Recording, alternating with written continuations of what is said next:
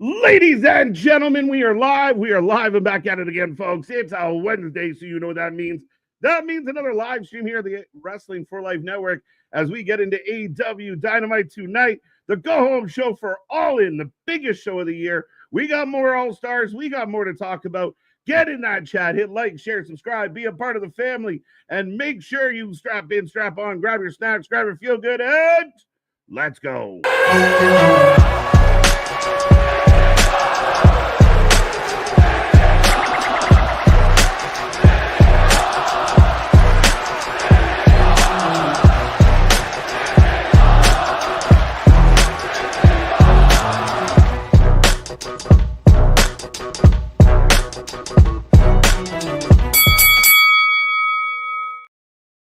Ding, ding, ding. We are live and back at it again, folks. Like I said, we are the Wrestling for Life Network. This is AEW Dynamite, and we bring you another live stream, the channel that just watches more live wrestling than anybody else out there. Happy to be back at it again. I see that chat filling up already. I hope everyone's excited. Crazy week here on the channel. Crazy week in wrestling altogether.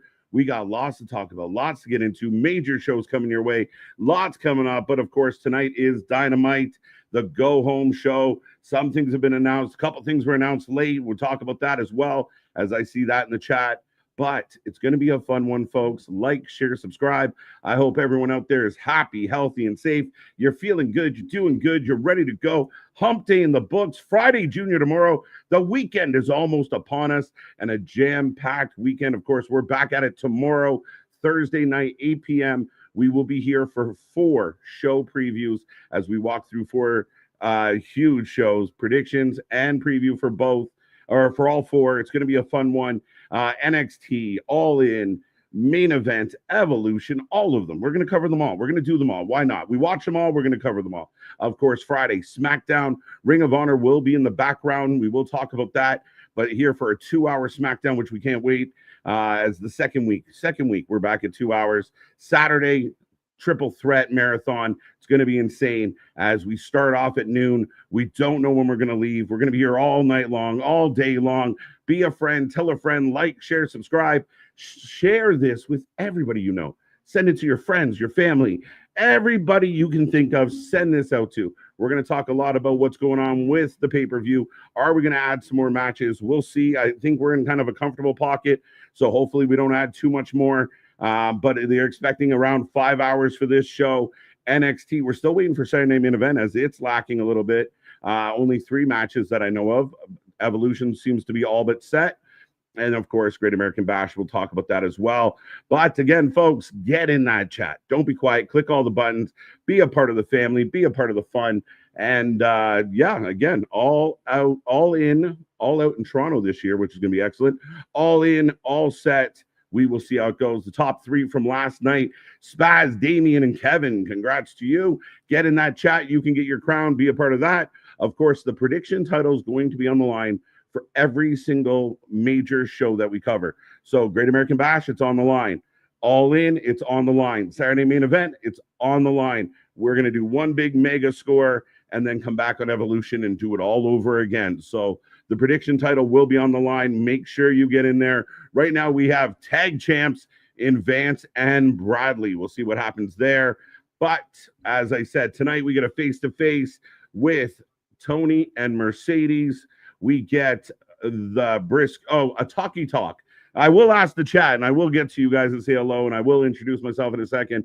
A talkie talk. Now, is this kind of thing that maybe makes the wrestling feel a little bit less serious? One of your top guys, one of your most over baby faces is going to have a talkie talk. I don't love it. Maybe I'm being picky. Joe going to take on Yuta. The fatal 4-way to decide the number 2 position in the women's battle royal. Megan Bayne, we haven't seen much of. Thekla, we haven't seen much of since getting in here.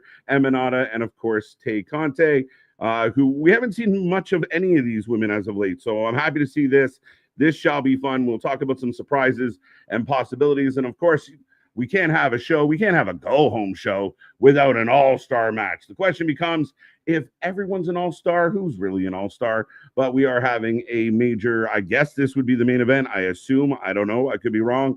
But Hangman teaming up with 2/3 of the Ops and Ospreay Scrambly. Okay, I'll accept it. None of their friends are playing along. Moxley with Claudio. Yuta's already busy, so the Bucks are in town. We'll see how this one goes as well. But it's going to be a fun one, folks. I will remind you out there, we are the Wrestling Fans United. We are the counter to the IWC. We are the Wrestling Utopia. And I am Mr. Evernight KJ White. Thank you for joining us. I am the Iron Man of YouTube, and I'm happy to be here. I am the place that runs the I am the place. I always do that backwards. I am the face that runs the place, and I see this chat already rolling. I will get to you as we have about 7 minutes before the start of the show. I got a little Amazing Race Canada on my TV at the moment, but yeah, lots going on. Like I said, triple threat marathon on Saturday. Be there. Blow this one up. Our Saturday streams always cook, so we're looking forward to that. 4 shows to preview tomorrow night. And like I said, of course, Evolution on the weekend as well. SmackDown on Friday. Lots coming your way, as it is almost impossible to keep up. Some would say overkill. We just say another day at the office, another week at the office. But with all that being said, thank you for being here. Make sure you hit those little emojis down at the bottom. Help the algorithm. Make sure you comment on these videos. It helps our algorithm. Make sure you be a friend, tell a friend, and let's see this family continue to grow and blossom as it is doing so rapidly as we grind towards our next milestone. But without further ado, we will say hello to Clay Lewis. Welcome back, sir. First one in. Zach, welcome back. Kevin, good to see you. Eric, Wrestling for Life buddies. Happy birthday to Shelton Benjamin. Shelton Benjamin is 50. 50. My God. And Kevin Nash, he's even older. Don't get too mad, KJ. Callie and Natalia in Evolve tonight, as well as Wrestling Revolver on Triller. Yeah, lots going on. A couple companies are doing shows in Texas for the obvious reasons. Natty's been killing it out there. I like Natty working with some of the Evolve talent, someone like Callie. It really helps with the development. She's a pro, maybe the pro of pros, but yeah, the legend, Natty. I like it. The low-key legend. We'll go with that. Mr. E. Cool. Welcome back, sir. Hope everyone is doing great today. Hope Dynamite is good. We always start Wednesdays with hope. We have all the hope. We have all the excitement. I know Collision's tomorrow, but we're busy. I know Impact's tomorrow. We're also busy. So much going on in the wrestling world, but we are trying to cover as much as possible. Damien, welcome back. Looking forward to the Fatal 4-Way. Absolutely. Why not? TK just announced Blake Christian versus Ricochet, Brody King versus Bandido, Brody King, Bandido versus Takeshita and Kyle Fletcher. So again, a little bit of scrambled eggs, just kind of throwing people together. It is a go-home show, so there are some implications. I do think King Ricochet has been a little quieter on social media lately, which is not a bad thing. And again, you can't keep running your mouth about what a king you are when they don't even have anything for you specifically going into a big pay-per-view. If you're such a badass, Mr. Ricochet, where's your match? Where's your angle? Where's your rivalry? We'll put you in the Battle Royal. So he's going to join with Blake Christian tonight. We'll see how that goes. Clay Lewis, what is up? Got you already. Pray for New Mexico. I have no idea what happened in New Mexico, so I apologize. But yes, prayers. The Wrestling God, Josh, welcome back. Hope you're in a good mood tonight. I already pre-ordered all in. Let's go. Larry, how you doing? Safi, welcome back. Larry Mack in the house. I have a theory at AEW All In. The Young Bucks win their match, which would cause Swerve Strickland to turn heel and help Jon Moxley retain his title, since we know his hatred for Hangman. Okay, interesting. Lots to talk about, and we will talk about that as the night goes on. Lots to unpack. Will Swerve and Ospreay be banned from a title shot for a year? I don't see that happening. I mean, the Bucks, people are trying to say, well, they were, abusing their power. They don't really do a whole lot. I don't know how much this, to me, the EVPs losing is kind of the easy way out because they don't really do much. The Geek Box, how you doing, buddy? I hope you are well on the other side of that pond. But go check out our buddy Geek Box, the best in the business, breaking it down, bringing the community together, and the world's second favorite box. But here early. Nice, sir. Nearly time to hear that iconic intro. I appreciate that, sir. Glad to have you. Welcome back. Always a pleasure. Rick's with us. Geek Box. Hell yeah, let's go. Jefferson Dan. I thought there was more to that. Jefferson Dan, welcome. Shayna Baszler news. Yeah, so Shayna Baszler working in back. A lot of people talked about what she was going to do with her career, where was it going to go, but apparently she's working, producing matches. We've heard about guys like Pete Dunne producing matches. We know Rude's already back there. We talk a lot about Jason Jordan and guys like that. So, I mean, Shayna's a hell of a talent and a hell of an athlete. I think if she can lend her expertise in this way, why not? And who knows? Let's go, Saf. It's ready. Love to see it. Cooper over on Twitch. Don't forget, we do have a Twitch, folks. I sometimes forget, so don't feel bad. It's something that we will be doing more of later, but not now. We've been busy, but 87, almost at 100 Twitchers. So let's go with that. Dale, good to see you. The OG back in the house. Richard, I hope after All In, Toni stops doing so many all-star tags. It would be nice, again, if everybody's an all-star, then who's really an all-star? It really is like the participation medal generation coming to wrestling. Like everybody's an all-star, everybody's a winner. It's kind of funny. It's kind of funny. What's up, Vance? How you doing? One half the tag champs. I hope reports aren't true that Tony Khan adds a trios title match to All In. That match is not needed. No, quality over quantity all the time. We talked about this with AEW pay-per-views. Nothing has been announced for 0 Hour yet that I know of. So no, the 2 hour pre-show, they always have at least 2 or 3 matches on the pre-show.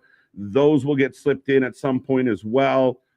Yeah, I don't know, Tony. We'll see what you got. Have you watched the episode, What You Want to Talk About, Cody Rhodes and Ricky Saints? I've only seen clips of that one so far. I'm up to date on Cody. Ricky, I haven't got to yet. But I'm sure it's great. Foxy Pug over on Twitch. Welcome. Damien, got you already. House of Glory announced it. Ricochet versus the Amazing Red at high intensity. I feel like did we not? Oh, it was Swerve Amazing Red. And I was under the impression that it might have been close to Amazing Red's final match, but apparently he's still going. So that's good news. Should be a fun one for sure. We'll come back to that, Richard. Thank you. The Knee Pad Patrol is in the house. Good to see you. As it looks like I got 1 minute. 1 minute. Jose, Dale, Cooper, got you. Chris, welcome back. Keep it clean, Chris. Mega, good to see you. Trey, good to see you. Jose, got you already. Cherokee George, evening all. Let's go. So I'm getting the violence warning. So the show is about to start a talkie talk. Yeah, I mean, again, it's these little things that kind of make me roll my eyes that I want to take you seriously, but you're one of your biggest superstars. As the show is kicking off, I do have the opening package. A little bit of Sum 41 for everybody, but yeah, we're going to have a talkie talk.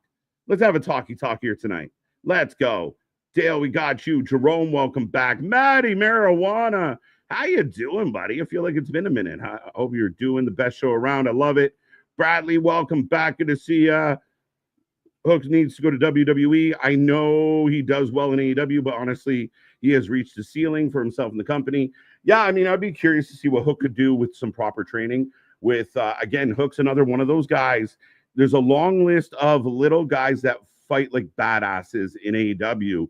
And not every little guy can be a badass. It just doesn't work. You can't all be like world beaters, and we destroy big guys.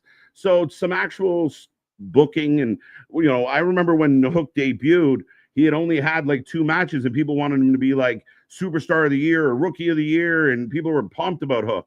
Doesn't feel that way anymore. But right out of the gate tonight to open the show, we are getting a bit of a rundown, and up next, so we are wasting little time. I nailed it. Face to face, Mercedes and Toni Storm. Now, I talked a little bit about Mercedes last night. We'll talk more about it tonight. But Joe versus Wheeler. Okay. Let's go. Got that one. Maddie, welcome. Safik, got you. Chris, Vlad, how you doing? 6 minutes before AEW start time. Let's go. Well, we're off and running now, sir. Let's go. This Saturday we'll be busy with wrestling. Super busy. And we're not even covering all of it. There's a UFC, but we won't be here for that. We'll be long gone. I think SmackDown adds 2 more matches to Saturday main event. probably the Julia title defense and Cody match. I would agree with that. I don't love them waiting till the go home show. I mean, you can add in a one-off, like, oh, this kind of happened, so we're going to do this, but it doesn't look very good if you're trying to advertise for a show and there's 3 matches. It's a little light. But Mercedes in the ring. Let's get the cringe out of the way early, folks. Somebody do a check on Sappy out there. Didn't Ricochet debut last year in the same match? Talk about stalled progress. He hasn't gone anywhere. He hasn't done shit. He's not prevalent. He's not important. I like Ricochet, and I completely understood why he would go from AEW or for WWE to AEW. I thought it would be amazing for his career. I felt like it had a higher ceiling for him, but he hasn't done anything. He runs his mouth a lot on the internet. But where are you, bro? What makes you a big deal? As I got Toni in the back. Flash flooding. Yeah, sorry about that, Alexis. T's and P's. I know Texas was being affected by flash flooding. Anyone out there affected by the bad weather, be safe. Be safe. Thank you, Vance. I appreciate that. Let's go. Cooper got you. Damian, Richard, Vance, Mega. How you doing, Mega? Foxy Pug. I'm Broken's back with us. Tanisha, always a pleasure. Jose already got you. Dennis, how you doing? Ringsider Anthony, what's up, buddy? Thinking about you. I hope you're doing well this eve. Big shout out. Shout out to Big Nick, too. I don't know if he's here yet. But, hey, yo, Geekbox.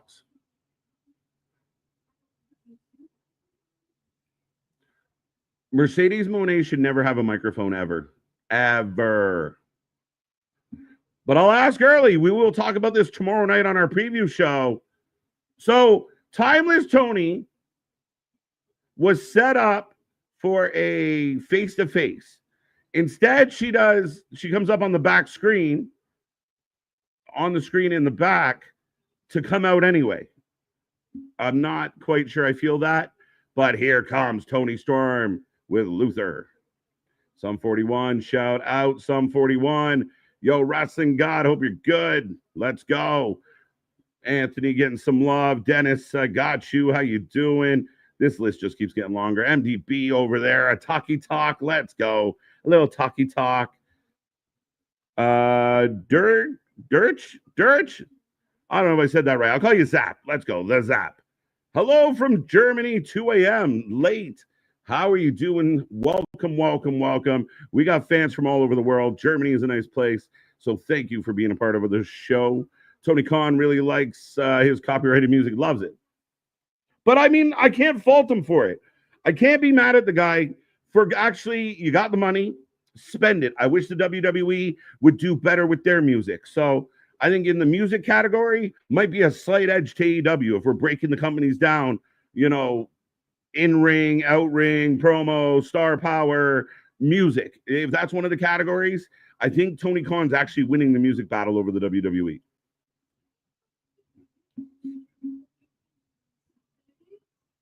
Save the bullshit for your entrance, Mercedes. I love Toni.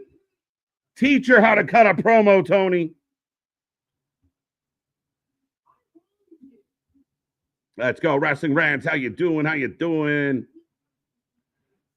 What up, Sean Reed? How is it going? WFU Nation, love it. A lot of people, I have a funny feeling that Toni might win just to shut up all the haters. AEW in Garland, Texas. Deep in the heart of Texas. I think I got that wrong. Moxley and the Young Bucks, since when? Again, the Young Bucks are everything Moxley started the Death Riders to fight. And now they're friends. So you help me understand. The kiddie pool, you're also a fraud. You're a fraud!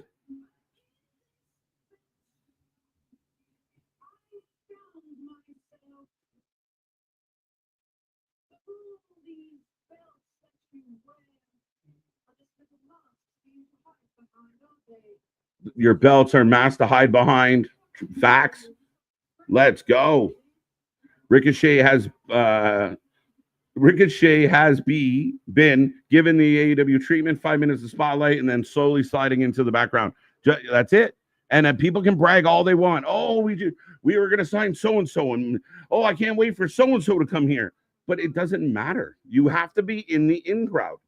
If you haven't drank the Kool-Aid, you're on the periph like everybody else.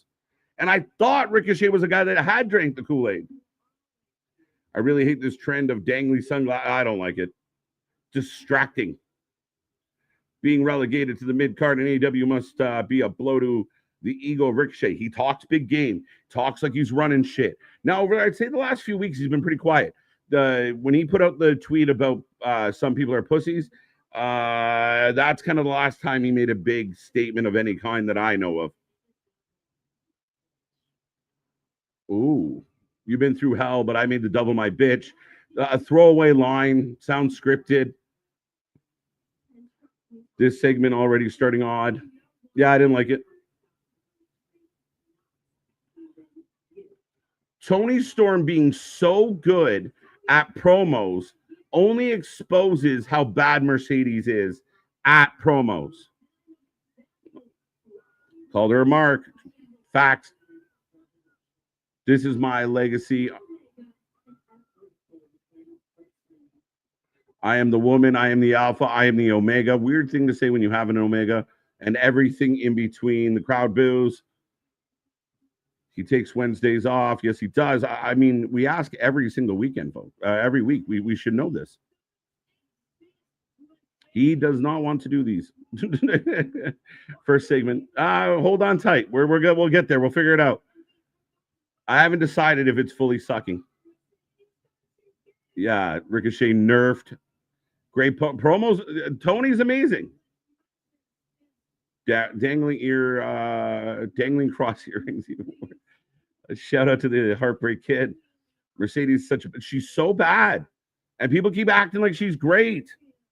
And again, I know somebody has made it their career mission to deal with this Mercedes Moné creative control thing, which I now officially have two thoughts of. One, who gives a fuck? Because she's still being booked as if she does. And two, why do certain people care so much? Why would you dedicate a week of your time or a week and a half of your time fighting everybody and anybody that you think doesn't get it? I don't understand the concept. But at the end of the day, Mercedes is calling the shots. Her fucking boyfriend's getting specialty booking. There's guys in this company that would kill for Morito's booking right now. Crowd chants Tony.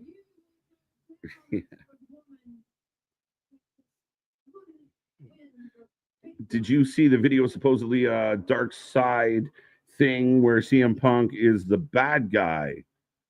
No, I'm not sure, Frankie. Michael, welcome back. I really don't see anything special about this feud between Toni Storm. They're billing it as it's going to be the best women's match ever, blah, blah, blah, blah, blah. They got to deliver now. Now, Toni will carry Mercedes to an extent. Mercedes can go in the ring, though. She's not a complete loss in the ring, but she never looks good unless she's in there with someone better. Charlotte Flair made her look good. Bayley made her look good. She is overrated. Eat shit, bitch, and the fight is on. Hooks her, and Sasha runs away.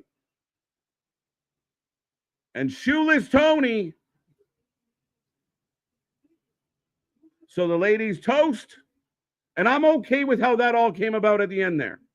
The heel scurries out. The babyface almost had her. If I would have tweaked it a little, maybe Sasha goes for the first punch, or they kind of went at each other. So I think that's okay. If you're building anticipation, the only thing that sucks here is Mercedes is not a great promo. And there's so much more talent that could be in this spot instead of Mercedes. Mercedes needs a manager. When she said the double, did she mean Vince? I guess. I didn't get it, right? Like, it's like these cliche lines. Oh, you've been through hell, but I beat the devil. Like, it's just kind of a scripted movie line. And speaking of scripted movie lines, John Moxley here with his latest edition of Skinhead Wrestling. Let's go. Did you see where Mercedes Moné basically said Sasha Banks didn't win enough in WWE and that's why she loves Toni? 100%. 100%. And again, I don't care what it is. Mercedes Moné, Sasha Banks had a bruised ego because she was not one of the golden ones. She was not one of the top build lady. At times she was, but she never defended the title successfully. She ended up in the tag team division with Naomi, and she got pouty and ran away. And of course, she loves Toni. Toni gives her everything she wants. You want another belt? I'll go get it for you. You want another belt? Let's go get it for you. And again, we want to play semantics that she doesn't have creative control in her contract. That's fine. But when you get to call everything and say no, Miro, and we talked about others who have outright told Toni, we're not doing it. And they either didn't get booked or they were in the good graces of Tony Khan. So we want to play semantics all you want. She's clearly got a big say in what she's doing.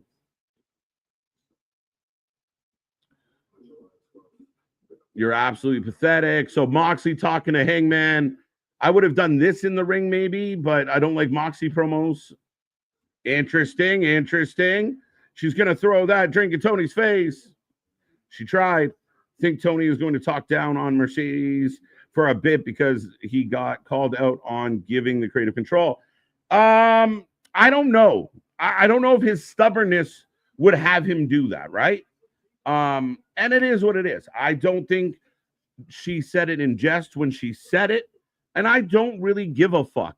That's the thing about this whole creative control angle. To be honest with you, Geekbox, I mean, some guys might want to spend their whole career writing and defending Mercedes Moné. I don't know her. I don't work at AEW. Most journalists write stories and then just let you read them. Don't tell you how to read them. As we are here with the Stretch Bucks limo, the custom founders, and I've been on the record, folks. The Bucks with this with this story, with this doing it like this, it could be something. The problem is them. All right, so up next, we're getting Bandido. I don't think I have a graphic for Bandido, so I can accept the dangly cross earrings. Word to Barry Bond. Let's go. The man with the biggest bat and smallest head. Toni is so good on this. She's exceptional. And again, the funny part is she's portraying an actress and comes off authentic. The other one's portraying authentic and coming off like an actress. Not a great one. Daniel Barry Sports Highlights. How you doing, sir? Back in the 90s. We'll leave that one. The Road. Let's go. Bandido and Brody versus the Callis family next. Yeah, okay. Again, filler. I'm okay with it. Who wins? I will put a poll up for everybody out there. Brody and Dito. And the Callis family, who's been all but not very effective. So, again, and we will keep track of how many matches have brawls after, and we'll see how that goes. Young Bucks, they suck. Poll time. Let's go, Anthony. How you doing, buddy? Keywan, welcome back. I always thought Mox was the standout in the Shield. Seth and Roman surpassed him. Yeah, I mean, I was never really a Dean Ambrose fan. I'm still not. I used to fight with my brother constantly about Dean Ambrose. My bro loved Dean, but I didn't get it. I felt like he did, and he said it was bad creative. All right, so then you go to AEW. You're going to show us. When he first showed up in AEW, I popped. It was a real good surprise. It was strong how they did it, but it's 3, 4, 5 years of just Moxley regurgitating the same shit. Doesn't matter who the opponent is. Doesn't matter what the circumstance are. He gives the same promo. He behaves the same way. And I'm on my business, and I will continue to hold this opinion. The worst champion in AEW history. This has been the worst title run. The title itself is MIA. People think, oh, you're supposed to hate it. It's not done well. He's not causing trouble. He didn't run amok. He tried to pour some bleach down Orange Cassidy's throat, but who gives a shit? It has not been good. The big badass psychopath that's going to crush bones and drink all the blood, spends more time running away than anything else. And the match we're getting it all in, the main event match, is going to be a death match because Moxley can't fucking wrestle. Period.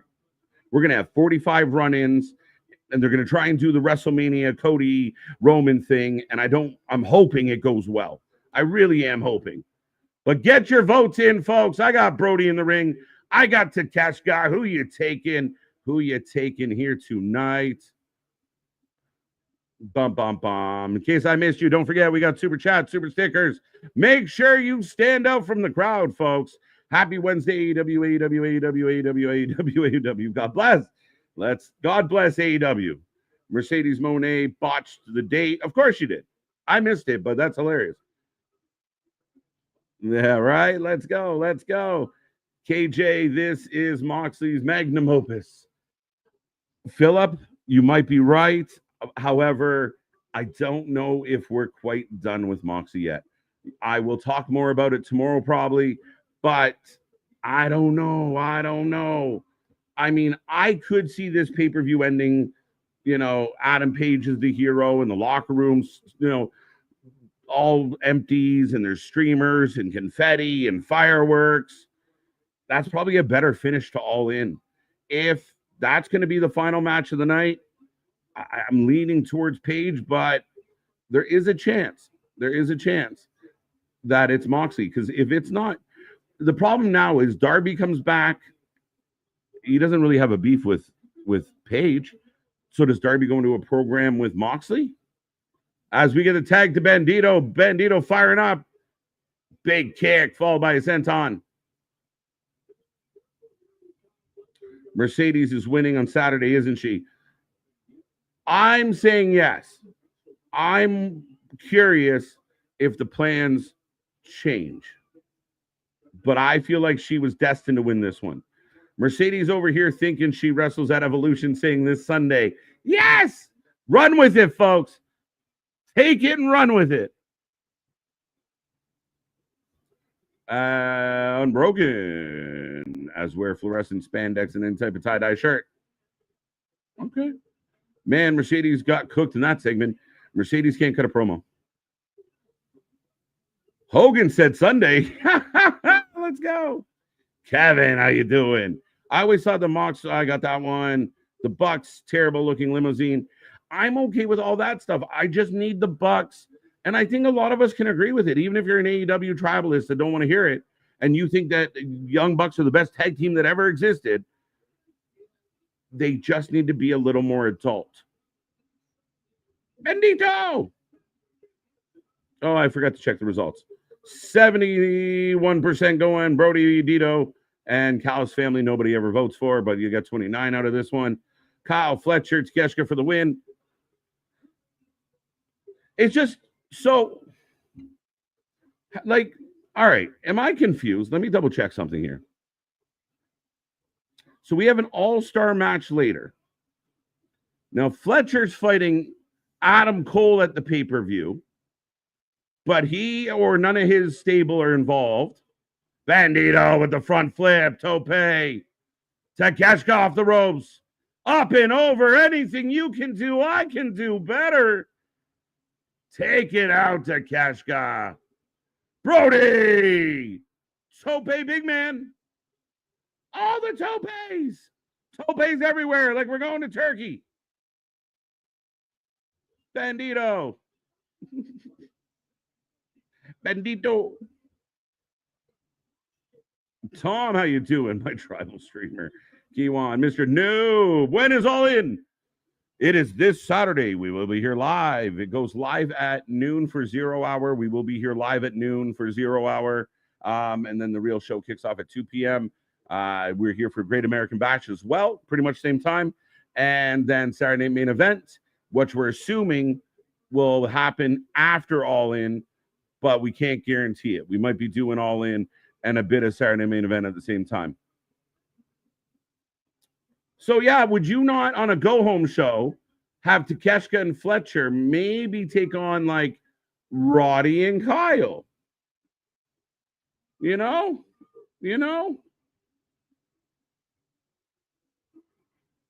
The Young Sucks aren't the authority. That's why putting their authority on the line seems kind of dumb, because we've seen what their authority means. It means Okada, who used to be with them, who's now with kind of Callus, kind of, sort of, loosely, I don't know. He can say bitch. They can set up a production situation, not even a gorilla, like in a dressing room. They can destroy paperwork. None of it. Again, at some point, everyone kept telling me, wait, it's a story. You got to let them tell a story. I'm fucking waiting. Are we in the second book yet? What is happening? My girl Mercedes got cooked like crispy bacon. She really did. Exposed. KJ Monet was probably thinking, yeah, absolutely. Ben, welcome. How you doing? It should have been Takeshita and Fletcher versus Colin Strong. Ah, see, Richard, you get me. You get me? Is that not the way to go with this? I don't understand. My early prediction for the Alpha Takeshita, the Ring of Honor World Champion. Oh, okay. Aubrey Edwards is always doing too much. She's done so much for so long, we don't even notice. I don't often notice her anymore. In the beginning, she stood out like a sore thumb. Now she just in the background. Good match so far. Not a bad start. Fun start. Fun match. Again, from a booking standpoint, from a go-home show standpoint, the booking doesn't really make sense for me. But there we go. If TK was smart, he would do a Page got attacked angle before his match at All In and have Darby take his place. Yeah, I don't know if I would agree with that, Corey. And because you've built to this, doing that switcheroo on the last minute doesn't make a lot of sense for me. We've made this bed. We have to sleep in it. Page is the number one contender. Either we have a huge celebration for the redemption of Adam Page, or the Moxley nightmare continues. I don't really know at this moment. They call their hair system now not Tope. I like it. I was hoping it was Sunday. AEW pay-per-views are usually Sunday. Give me at least 5 hours of live stream on my 8-hour drive. Buddy, wish we could help you out. On the bright side, we are here Sunday, the 13th. We go live at 6:30 p.m. Eastern time for WWE Evolution.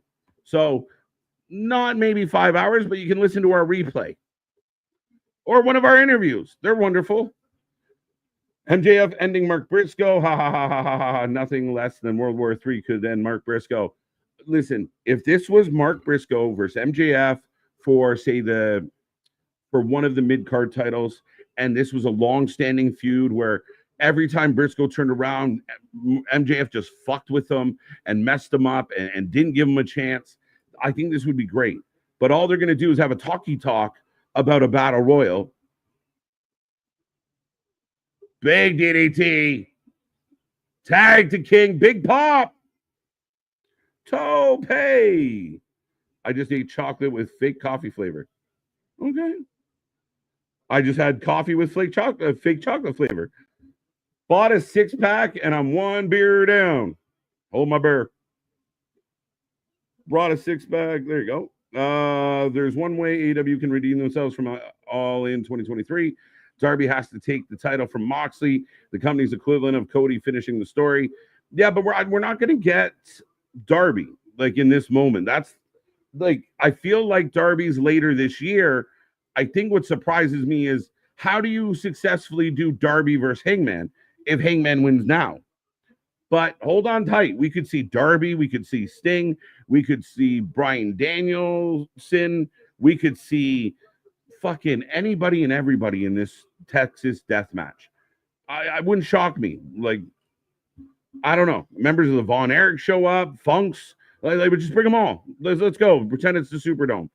I think Kenny Omega is going to bring out the best in the Rainmaker Okada. I don't think Okada has that best anymore. I don't think Kenny does. And they shouldn't. They're 5 years removed, 6 years removed, 8 years removed. I think at the end of the day, this match, a lot of people are talking about how excited they are for this match. I think they're super excited on name value. This match has a lot. 2-2-2 on the Hurricane Rana. Takeshita almost beat.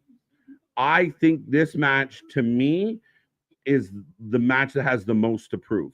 Certain matches are going to be what they are. Certain matches I'm hoping are great, but this one has the most to prove. Can Kenny and Okada turn back the hands of time and give us a banger? I don't know. And if this has run-ins and gets messy, it's going to feel too much like the main event.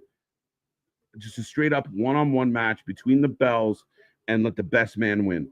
That would be my recommendation. No distractions, no bullshit, no cheating. One-on-one, mano a mano. Let's go. Story, come out and story. Come out and play. Takeshita down again. Brody's got Fletcher. Yeah, I agree. What is the ref doing? Thank you for pointing that out, Don Callis. Toe. A man illegally chokes another man, and the ref looks at them and then looks away. What are we doing? Even the commentary. Callis like, what the fuck? Useless. They don't need referees in this company some days. Especially in tag matches. They don't know how to fucking do it. Oh, Brody almost going into the guardrail. Cut off. And we know what this is. You shouldn't do this spot every match. The crossbar. Oh, Fletcher moves. Good job, Fletcher. Takeshita is beating Bandido, right? I don't know. Takeshita's on one knee. Bandido loads up, but here comes the forearm. I think we are eventually going to get the Alpha versus the Rainmaker Okada. Okay. TK said on the call, the winner of Omega versus Rainmaker Okada is probably going to carry. Well, Damian, actually, I can probably talk about it. Moonsault! As Takeshita helps Bandido hit a moonsault on Fletcher. That doesn't make sense, but it happened, right? AEW chants breaking out. And Takeshita just swats Bandido out of the way. Raging fire. And that's a 3, folks. The Callis family looks strong. Takeshita continues to be an absolute beast. And that sets the tone for Friday. Bandido, Takeshita, Ring of Honor title. It pains me a little that Takeshita, like people talk about carrying cross, Takeshita, to me, he is borderline like the carrying cross of AEW, where you have this major pay-per-view and one of the best talents you have is on Ring of Honor the night before. That's disappointing. He would probably end up in the Battle Royal, but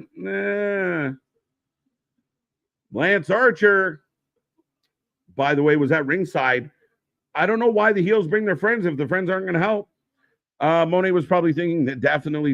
I got to catch up. 1-0, 0-1. Told you Brody King is a loser. Takeshita losing. Yeah, might be. I don't want Takeshita as the Ring of Honor World Champion, to be honest. I think he's above it. As we got the Outrunners cutting a promo on FTR, are we going to run this back? This is a team that should be on. If anybody out there can hear my voice, you can use the Outrunners to help rebuild your tag team division. I saw Dax putting something out there the other day about reminding everybody we're like the best ever do it. You haven't done shit in a year and a half, motherfucker. Haven't done shit. You don't matter. Is FTR booked to be on All In? No. Best in the world, my ass. Whole shtick is to make the Asians find the Asians because some New Japan love that nobody gives a fuck about. It's true. You're not necessarily wrong at all. I was like 69. Let's go. Let's get that up to triple digits, folks. Let's go. Almost there. Or is that tomorrow? They're not allowed on the pay-per-view. They'll fight tomorrow. All right, ladies and gentlemen, we go to commercial break. Make sure you get in that chat. Like, share, subscribe. Be a friend, tell a friend. The night is off to a fun start, I will admit. The Toni Sasha promo, other than doing the extra stuff in the beginning that wasn't necessary, they were good. It was a good promo, good way to leave it, good cliffhanger going into the pay-per-view. Toni cooked. Mercedes did as good as she could. Bandido lifted his leg so Takeshi could grab it easier for the pin. I didn't even say it. He just, that's an observation, and it's factual. What is your thoughts on the winner of Omega and the Rainmaker getting to carry 3 belts? Damien, we are on a commercial break. I think it's the dumbest fucking thing I've ever heard. That's a lie. There's other ones, but it's up there. Why you're having a unification match. You're going to unify the titles, but they are not unified, and you could even defend the unified title separate from the other two. The fuck? Seriously, does any of that? You could talk to the most ignorant wrestling fan out there, and even they have to say, oh, I don't know. I don't get that. Why would you have a unification match, but the titles aren't going away? So you're not unifying them. Again, another example to me of Tony Khan does these little fibs. I call them fibs, right? Like, oh, we heard the max number was around 500,000. I heard something like that. Fibs. Oh, we're, year over year, we're growing. Fibs. And this is one of them. Like, big announcement. Remember, he hasn't done that in a long while, but this is a perfect example of, we're going to have a unification match, but the titles aren't really unified. And it's just like a third belt.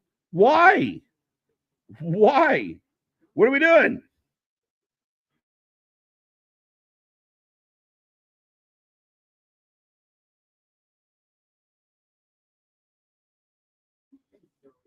It rattled my throat there. Pause. Karrion Kross. Okay. Let me understand what that meant. What is your thoughts? Yeah, no, I read that. That's fucking dumb. You guys can tell me if you disagree, if you think it's a great idea, bad idea. Let me know out there. How do you feel about this? If you're just finding out, apparently on the media call, Tony Khan said that the titles are not going away. Like, when you're unifying them, they're not becoming one new title. The person will just have all 3 belts. So what the fuck are we doing? Meanwhile, the one title is a tournament. It is essentially a trophy that you defend all year and then have to go into a tournament to hopefully retain it. Outrunners. Now I'm in the back right now. FTR, who's not in a title match at all in, but Nick Wayne and Christian have been added to the world title match. Anybody see the big build for Christian and Nick Wayne to get a title shot? They just said they wanted to do it, and there we go. They got it. FTR is overrated. They are overrated now. They are living on a legacy that they have given up on. And that's facts. And anybody want to clip this and send it to Dax, and Dax out there bragging about everything. My favorite tag team, one of my favorite tag teams ever. They have done nothing for almost 2 years. Nothing important, nothing relevant. They got Bibbins. That didn't mean shit. They're back on Collision doing fuck and all. They don't matter. AEW's tag team division does not matter. It doesn't exist.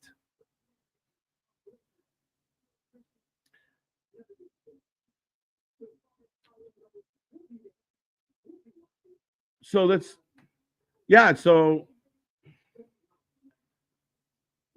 so Bibbins and Christian kind of shaking hands. I guess they're teaming up tomorrow on Collision. And as far as All In goes, they'll be there. They'll be watching. Yeah. They have to buy a fucking ticket. Congratulations. But, ladies and gentlemen, up next, here comes Ricochet. Oh, yeah, this was a late ad. I don't have that either, so we'll leave that up. Let's go. Chevy. I like it. They just give Fletcher like a Chevy Chase entrance. I think FTR gets added to the Hurt Syndicate versus Jet Speed versus. So if tomorrow night you think they're going to add FTR to this match, why? Why would that not be the fucking focus for weeks? FTR wants the Hurt Syndicate. Adding them last minute? Ugh. Even adding Christian and Nick Wayne felt like an afterthought. And we've already watched them decimate fucking jet ski over and over and over. I hope, I mean, FTR being added doesn't need to be a thing. They were lovable. Where's Jason Alexander? 8-man tag on Collision. Good God. Again, it's just, to me, people talk about no DQ, lazy booking. Shout out Cornette. But all these 8-man tags, all these multiple person, and I'm not saying you can never do them. Doing them at the pace and the rate you're doing them now, it's redundant, and it is, to me, lazy. Just throw them all in the fucking ring. Fuck it. We don't have to think about it. We'll just do that. Top turns. Feels good to be number. Yeah, it does, doesn't it? I mean, you go for 68, but then you owe you one later. The math ain't mathin' with this unified title. Anthony, help me out, buddy. I know, like, what are we doing here? And I don't get it. Why would you do the key word in a unification match might be unification. So if you're not unifying the titles, then it's just champ versus champ, which you already have. See, they have Mercedes going against Toni, and that's a title versus title match. So to avoid redundancy, somebody flipped through a thesaurus and came up with unified, but they're not unifying nothing. I don't get it. I didn't know it until I heard it today. I don't get it. Yeah, why are we talking about George Costanza? What's up, George? What happened? Where did that come from? Jordan, how you doing? How you doing? A unification match makes no sense. A unification match that doesn't unify doesn't make sense. Right? That's like saying we're going to hang out separately together.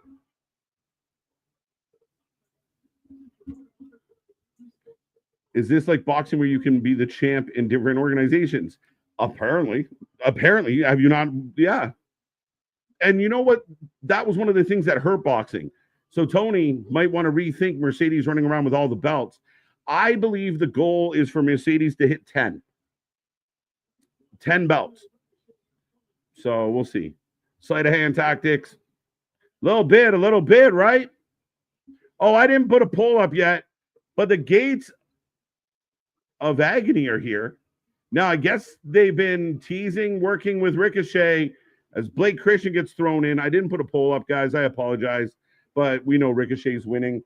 Ricochet with the gates of destiny. The Gorillas, no, gates of agony. That works. That's not a bad show. What happens when Jon Moxley does lose his title and we find out the title isn't in the case? It's been lost. I can't wait for that. I want to see them open up the case he's been carrying and show us the belt. I'll listen. I'll eat crow. I'll be here live going like, oh, I was wrong. But I don't believe the belt fits in that case. So what are they going to do? Are they going to have a different case? Like if Hangman wins, someone's got to go get the case and then put the case unless Moxley runs off with the case. But you got to kind of give them the case. Someone's going to open the case. To me, it writes itself really well. If Hangman does win, right, you open the case. Oh, but then the case, in my mind, is going to have to be different than the case we've been watching for 7 months. Small detail, maybe. I don't know. Does the belt fit in there? I don't know. Sup, Jefferson? We got to start calling Tony Khan liars outright. Stop playing with my intelligence. I have 134 IQ. Laugh my ass off. I love that. No, I mean, that I think MDB is my biggest pet peeve with anything involving AEW. I love AEW. I want AEW to succeed. Y'all know that. But it's the insulting of my intelligence. Don't do something stupid and tell me it was great. Don't lie to me and then tell me I'm an idiot because I didn't fall for the lie. Stop playing sleight of hand. Stop playing tricks. Just be straight up. And that doesn't mean I expect Tony Khan to get on a microphone for an interview and say, oh, our company's not doing well. We're horrible. We used to do stadiums. Now we're doing fucking small shows. I don't expect any of that. But there is a strong creative way to say what you need to say without just being outright a liar. And again, I call it fibbing because they're all like these little white lies, but they add up to the fact that he will bend the truth to protect his company. And that's one of the funniest things. And I hate to say it because I agreed with a podcaster who I don't get along with, but he had the exact same opinion I did. They couldn't wait for the fucking media call. One specific shithead in particular was dying for the media call. Tony, does Mercedes have creative control, Tony? Well, no. Why would you think that? No, she doesn't. See, Tony said no. It's like being kids. They ran to the internet. They couldn't fucking wait. Tony said no. Tony said no. Oh my God, because Tony never couldn't be full of shit. We got to go through the list of things that he might have fibbed about. But it was so childish. Tony said no. It must be true. I don't know what to tell you. I don't care. Whether it's intercontract or not, we're playing semantics. And as long as the boss caters to that athlete, creative influence, yeah, sure. Creative control, fine. You want to play with words? Let's play with words. I got all day, and I got a whole long list of fucking words for you. We're back to the action, by the way. Your thoughts on Josh Alexander run so far in AEW? Michael Spikes, welcome. It's been shit. Straight up shit. Has he won yet? Anybody?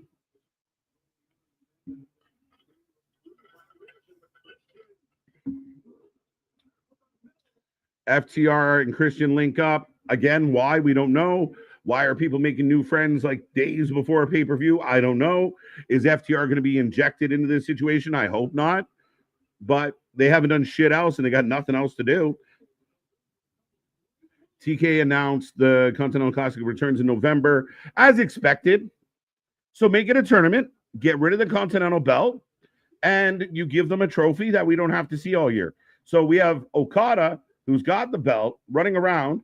And like we saw it last year, we were all confused. He had to go in the tournament and run the gauntlet, win the tournament to keep the belt he already had.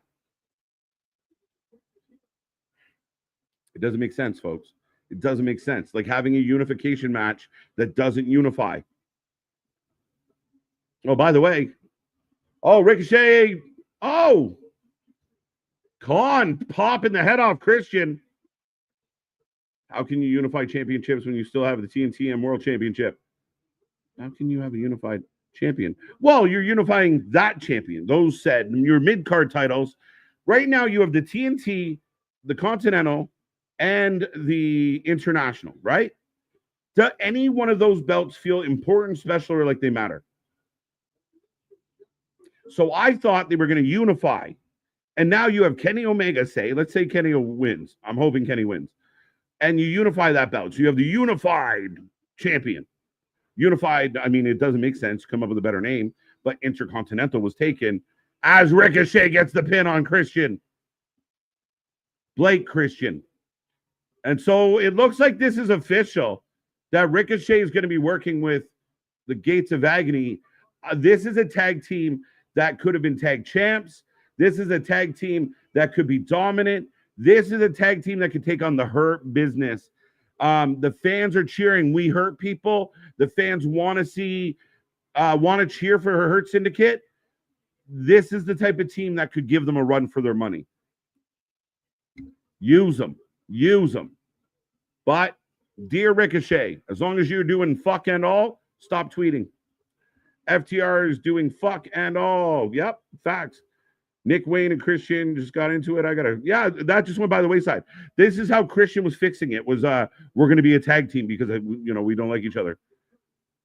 We're in the back with the Hurt Syndicate. Speak of the doubles. Vanilla Baby. The Go Home Show. Yep. Technically, tomorrow might be considered a go-home show.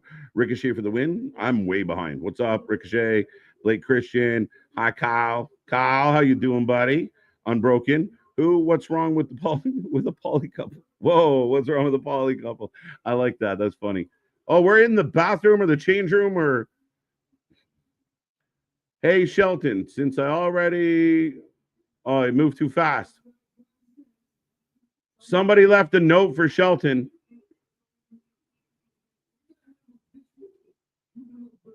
Oh, Jet Speed left him a note. MJF gets left alone. Go handle your business. Renee's here all happy and smiley. Read the room, Renee. Though she does brighten the room up pretty good. What's up, Bobby? How you doing? How you doing?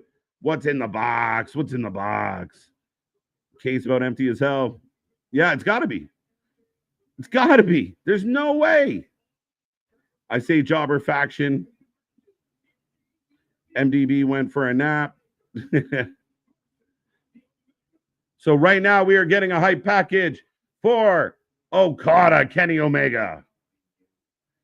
And I will put a poll up in the chat right now. Will Kenny versus Omega be good? I'll get your opinion. What does the chat think out there? Are you excited for this match? Do you think it's going to be a good one? They're giving the history. They're giving serious conversation. I like it. I like the interview vibe to it. They stole belts. Oh, that's what they did. Hold on to your fucking belts. Jefferson, how you doing? Jet Speed, Blake Christian should be Christian's son. I need maybe an option for the poll, KJ. KJ, you messed up. Did I fuck up? What did I do? Well, Kenny. Vitamins are strong. Let me try this again. Did I mention I'm making this up as I go along? My brain said Okada. My finger said Omega. Kenny versus Omega might be a better match. And when I said Omega, I meant Mercedes, clearly. Renee is the Marcia of wrestling. I like that so much. Figure for who? Hey, KJ, big fan of your content. Glad to be here. Figure for who? Let's go. Thank you for being here. Shout out. It should be good. It's Kenny Omega. All right. But Kenny's had some health issues. Kenny's not the same wrestler he was, 5, 6, 10 years ago. Kenny's good. But is Kenny the Kenny of old? And is Kenny going to be able to get the best out of Okada? We haven't seen a lot of good from Okada in AEW, realistically. Jet Speed, thank you. Thank you for the correction on the poll. That happens. Rather watch paint dry. That hurt my... Right? You're like, oh, what is happening? It could be true. Do we get Adam Copeland on Saturday at All In to help Christian and Nick Wayne? Yes, maybe not. How long's Edge been out now, Cope? It's been at least 6 months, 7 months, 8 months. We're in the 7th month. I'm doing math in my head, folks. It's not a good situation. There's a chance Copeland will be there. I have a lot of expectations. I mean, could someone like Shotzi Blackheart be in the women's battle royal? Could someone like Dakota Kai be in the women's battle royal, casino battle royal come this weekend? There's some other interesting names, maybe a Tegan Knox. I know they're all former dub, and I know this new being a little pickier about who we sign, which is good for business, might change that. Could we see a return? Could we shock the world and have Britt Baker show up? Will Copeland come back? Will Sting be there? We saw Daniel Bryan in Mexico.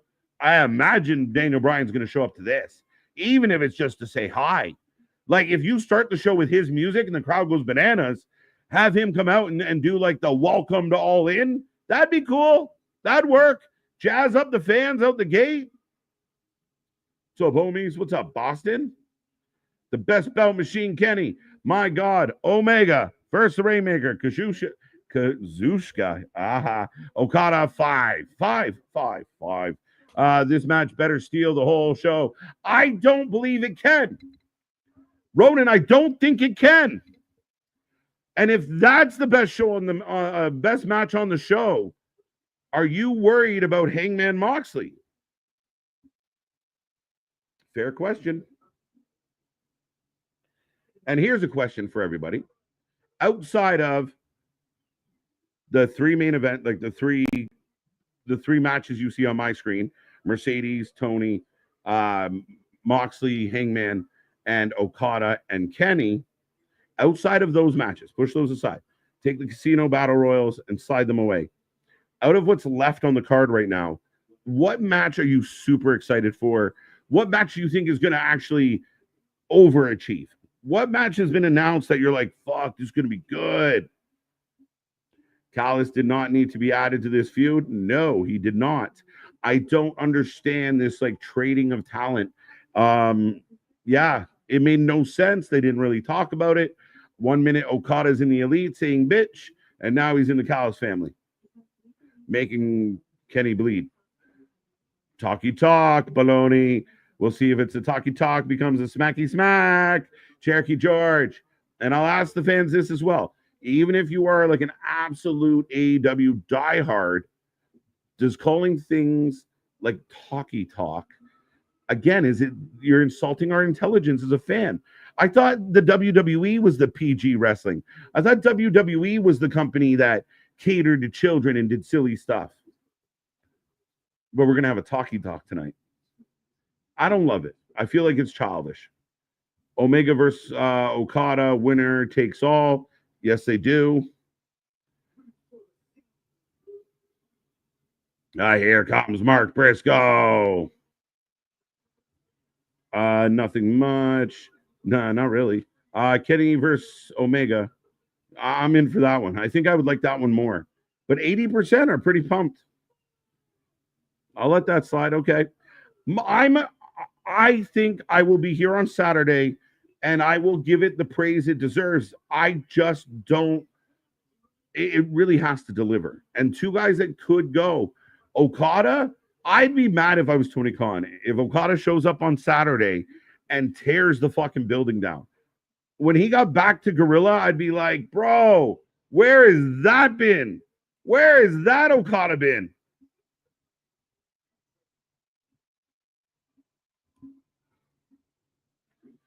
Jack Perry, Luchasaurus, Marco Stunt, Nakazawa, knocking it off, whatever. Could he be back? Brandon Cutler, let's go get him. But MJF with the black and gold Burberry on the screen is real nice. Nick's got to put some orders in for some custom patterns here. Wouldn't miss All In, won't watch it, won't miss it.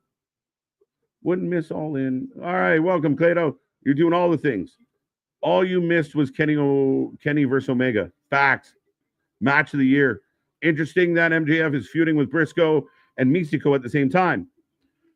Because they're all in the Battle Royal together.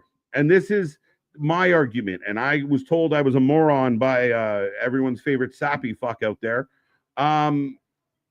MJF is one of your biggest talents going into your WrestleMania, your biggest show of the year.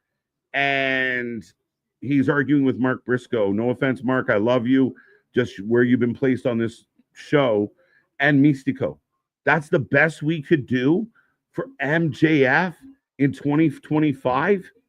This is a guy that has taken on the world's best. This is a guy that's been a champ. If you were running back like MJF Ospreay, or you would build towards MJF Swerve, or like some of your top guys, but we're having a talky talk with Mark Briscoe going into a battle fucking royal. That's the best we got. First of all, I love it. Let's go.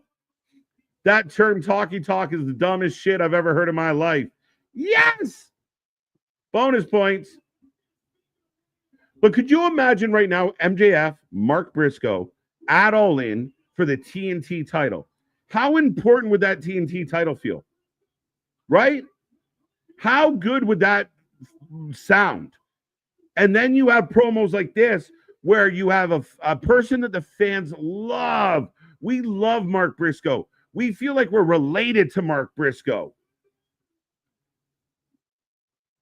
I think there's so much more you could do with this talent.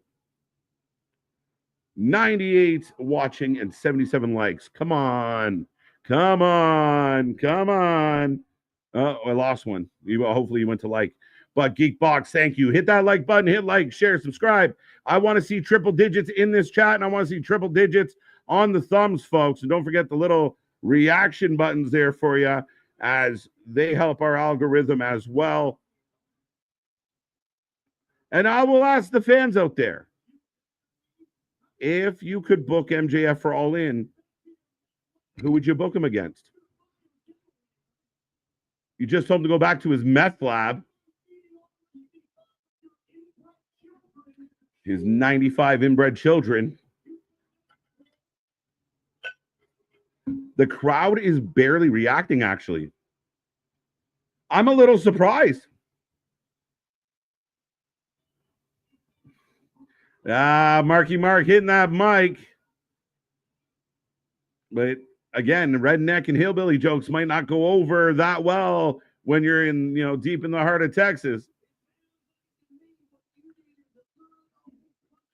Just throw a chicken wing outside of the ring. MJF wins by countout. Let's go. We got signs talking about another man's junk in the crowd. That's some zesty stuff.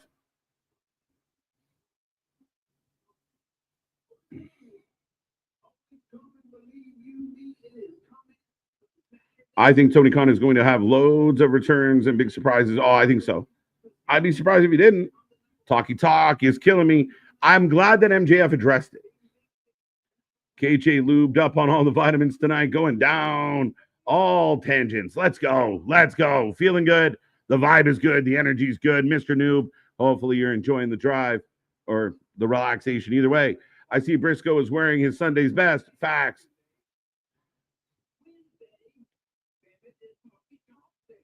Wednesday is Talkie Talk Day. Here come the smacky smack. Now the crowd chants Talkie Talk. Fuck my life. Nick cares about MJF, but he's just holding on to the. We'll have to ask him tomorrow. I will ask. Remind me, MDB. Remind me, because that's a good one. Are you just living on the memories? How many matches has there been? Tonight, 1. 2. I got you. I bet. Let's go. 2 guys with no short-term memory. This is a shell of the MJF we saw. Lady B, welcome back, by the way. He promos are seriously lacking. Who writes this? I think he does. I don't know if he's got his own writer like some of the other wrestlers, but again, it's such like you called him inbred, you called him a hillbilly, and the fans are like, all right, we heard that before. What else you got? Is there any chance that get the return of limit? Keith Lee is an anomaly to me. Damien, your guess is as good as mine. I don't know. I really don't. But it would all be indicative of his health. He has gone out publicly and said his health is in good order. He's just waiting for the boss. All right, then. Yeah. Now, we do run the risk. There is a slippery slope here, guys. If you have 14 returns or surprises and all this kerfuffle and all the, you start kind of, doing too much. There is a line. But I want to see it. I want to see as much craziness and chaos and smoke and mirrors, because this show's going to need some smoke and mirrors.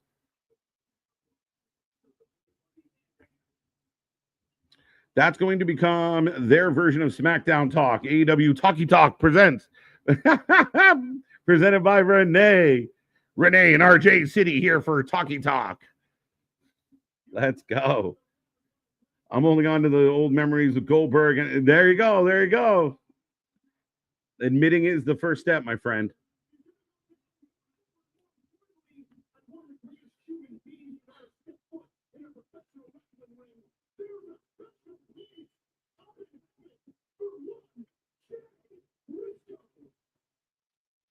Oh, so he's saying all the nice things about Jay, but Mark, and everybody knows where this is going.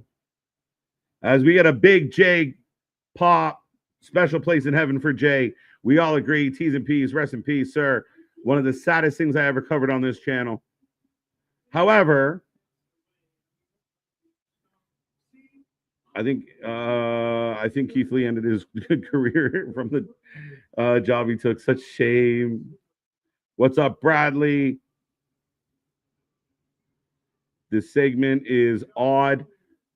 They are building up. This is the number 1 and number 2 spot for the Casino Battle Royal. Not exactly my favorite thing, but this is where the athletes are better than the moment they're selling us on. Talk it like I talk it. Talk it like I talk it. I got it. Taki! Oh, come on. I need a breath. Cometh the smacketh. That's a lot. Cherokee George, I need a drink. Mark really is prepared. Why is this going so long? One of the greatest gifts I have ever had as a wrestling fan, Trey's paid off, is that I never got hyped about Goldberg, so I'm not expecting too much now. I'm with you, Geekbox. Even as a youngster, I wasn't the biggest Goldberg guy, especially because there was guys I really liked that he just train wrecked in about 3 minutes. And we're fighting. Yeah, MJF went too far. We're going to get Mystico here, by the way, if anybody wants to know what's happening next. So, MJF insults Mark. Oh, wait a minute. I was wrong. At least yet. We hurt people. Now, I thought the Hurt Syndicate went to find their belt, but I guess here they come. I fully expect Jet Speed to be here. MJF not cool. A little, again, it just feels like low-hanging fruit. Canadian English. Yeah, you add all the extra letters and figure it out. Fucking, what the hell? It's like a tongue twister while I'm live. Wrestling for Shakespeare. Oh, Juliet, where art thou, Juliet? Let's go. Moxley, oh, Moxley, where out there, Moxley? As Jet Ski is here, I expected Mystico. I was wrong. But Jet Speed just laying waste to Bobby. Bench press him. And Kevin Knight beating up MVP and Shelton. And I got that completely backwards. There's Shelton on his birthday. They took out MVP. Yeah, apparently they're on the good juice tonight. Ready to go. Damien, this Saturday is what a perfect way to spend your 30th birthday with a triple threat stream. Damien, happy early birthday. I know you'll be here, so we'll give you a shout out then too, and you'll get your balloons and your fireworks. But getting very, very close to my birthday as well. So happy early birthday, sir. What? That can't be reals. Yeah, welcome to the 30 Club. It's all downhill. Actually, 30 to 40 might be my prime. Jet Speed finally looks strong for once. They do, but they're cleaning house. Almost a little too much. Where's MJF? Did MJF run away with Mark? As Shelton gets trucked over the stairs. Yeah, it's a little much. By the way, there's another team in this triple threat. You think maybe there they are, finally. Why wouldn't this be how it was from the beginning? Oh, I hate how they write these shows. Okay, so you guys give me your 2 cents here. You guys let me know what you think. Speedball and Kevin are small. So if they get the jump on the Hurt Syndicate, great. But to have a continuous 6-minute beatdown makes no sense. And then to have Christian come out after the fact and just add to the beating also makes no sense. As they're taking a chair to Bobby's knee, they all should have came out pretty much together, closer together. I don't understand. Christian is laying waste to Bobby's knee. Speedball group getting over. Jet ski getting over. Shelton wobbling. Yeah, I don't love your big badass tag team. Yeah, this is going too long. Too long. And MJF just leaving makes no fucking sense. Ah, the twisting frog splash. Decent little pop, but a standoff between Christian, the patriarchy, and Jet Ski. But the Hurt Syndicate has been laid out. I guess this is their way of making them look human. Not the way I would have wrote it, but Hurt Syndicate getting hurt tith.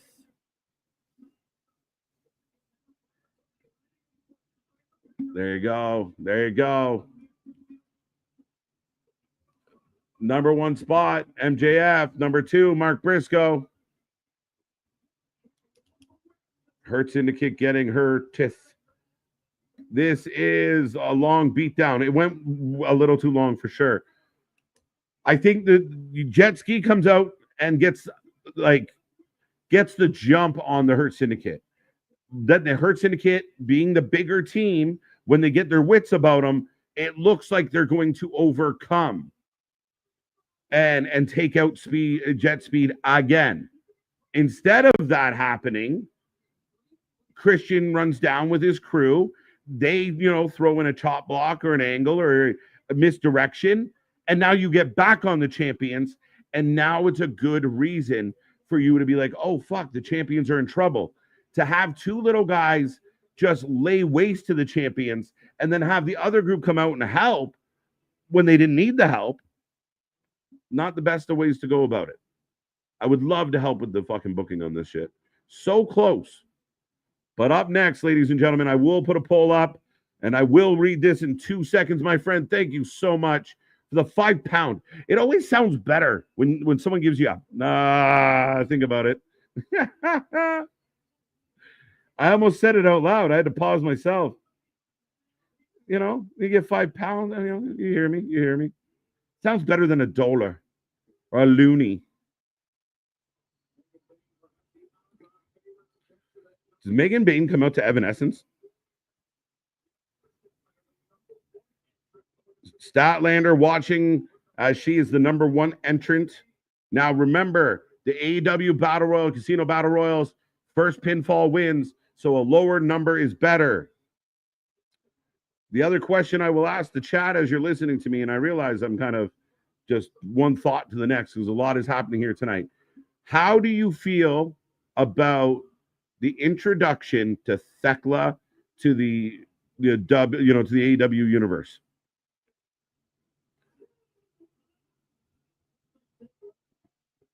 Thekla?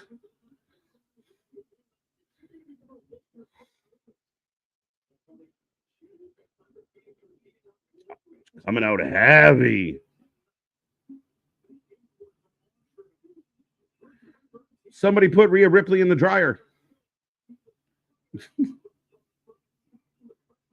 She was fired from another company for attacking the president. So we signed her right away. You mean the guy that's terrified for his life? You. All right, ladies and gentlemen, the poll is up.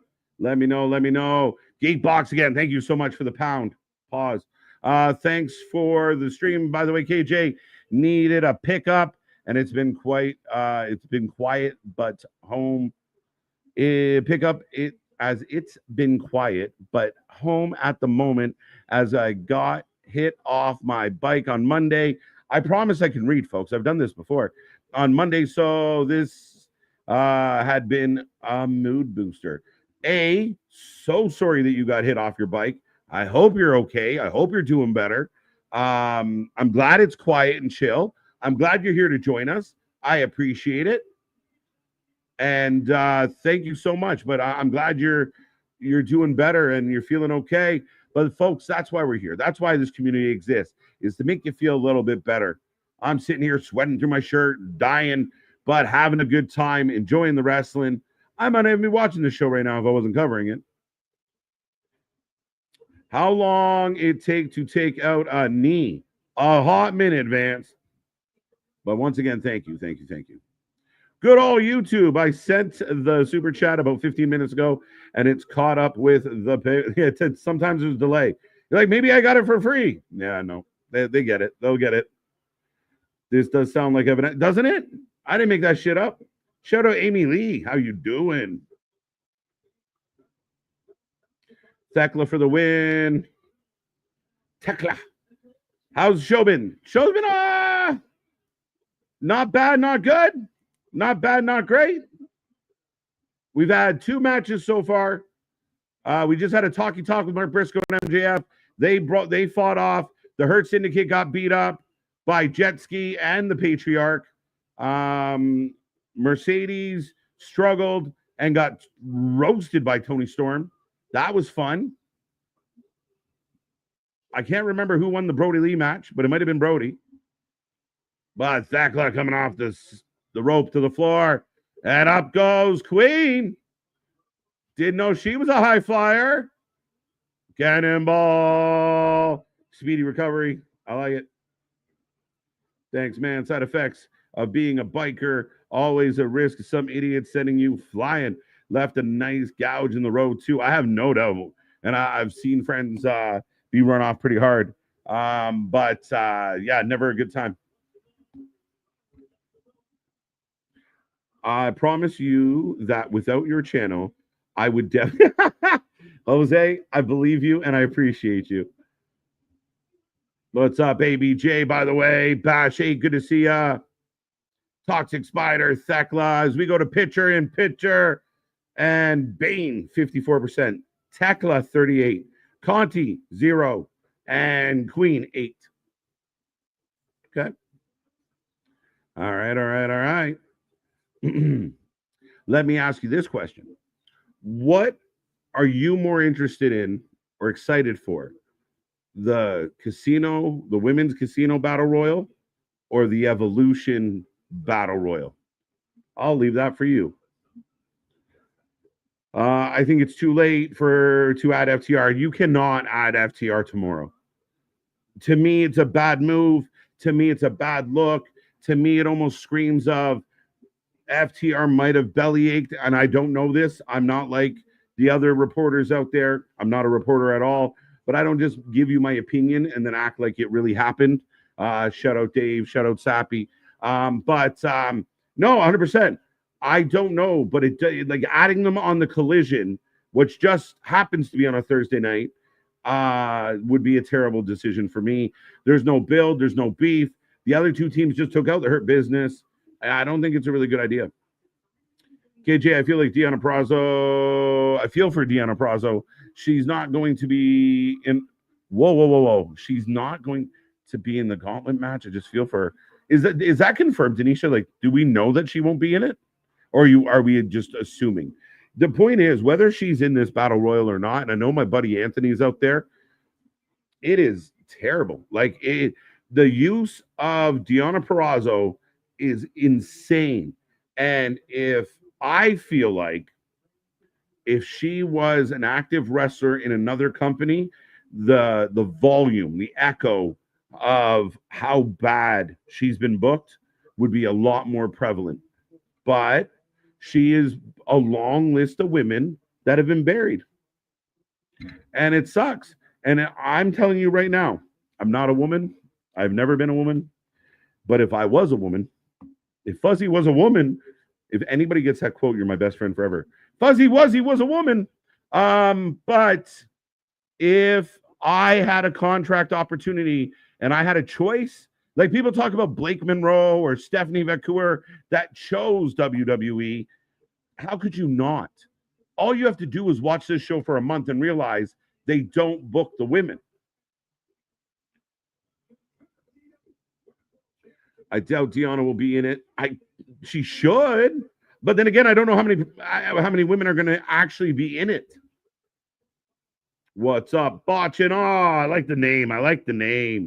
I hope you are well tonight. Always well, always well, always well. I went out on a limb and caught me MDB. There you go. Fuzzy Wuzzy was a bear. Fuzzy Wuzzy had no hair. So Fuzzy Wuzzy was a woman. Deonna Purrazzo, not getting booked is terrible, but she should be using this time to get on that Jordan Grace gym regimen in the meantime. Well, I'll leave that to her. Fuzzy Wuzzy. Botch. Probably. I missed it. Wesley, well, how you doing, buddy? I forgot his name. This match is a tad sloppy. Again, I hate to harp on this, but we saw it with like a Britt Baker near the end of her run. If you are not in the ring consistently, the likelihood that you're going to be botchy, clunky, and have bad timing, it's just the way it is. Ring rust is real. So when you wrestle every 3 months, it's not great for you. Now, a couple of these women have taken bookings outside of AEW, so they're a little more fresh, dialed in. Did you say Fozzy? Fozzy Wozzy was a bear. What? I don't get it. Oh, Bane misses. It's a bit of a clunky match, I will say that. I'm just saying Jordan Grace changed her whole trajectory of her career with her body transformation. Deonna could benefit. When the contract is up, she's losing steam. We'll see. I do think that there will always be an open door for TNA. Again, you are in the business to put your best foot forward. That's as far as I'm going to go with that one. But yeah, Jordan changed everything for herself. I don't necessarily think everyone has to go to that extreme. But again, keep in mind of what we're doing. So I love Deonna Purrazzo as she is, and she's an absolute sweetheart of a person. So I'm sad that we don't see more. KJ, I know the rules of the Casino Gauntlet makes it different than a battle royal, but it seems convoluted how you can win. I don't. Oh, wait, Megan with a Tope Janela. All right, that took forever. Ladies and gentlemen out there, a little bit of a public service announcement for everybody. If you were standing somewhere and you look and there's a human being coming towards you, and for that matter, any object that you can't catch, move. Just a thought. Just a thought. But I got Conti kicking, or Mello. She'll always be Conti to me. But Mello and Bane. Okay, she hit her with like a go to sleep knee-ish. Fuzzy Wuzzy. Fozzy Wozzy. Generally speaking, oh wait, I didn't answer the first question. I suck at this. Yeah, I don't like the idea that you have a battle royal, and okay, if you're gonna do a battle royal that way, then it should be there's 20 people in the battle royal, but you can't get the pinfall till the 20th person comes out. First pin after the 20th person, then all bets are off.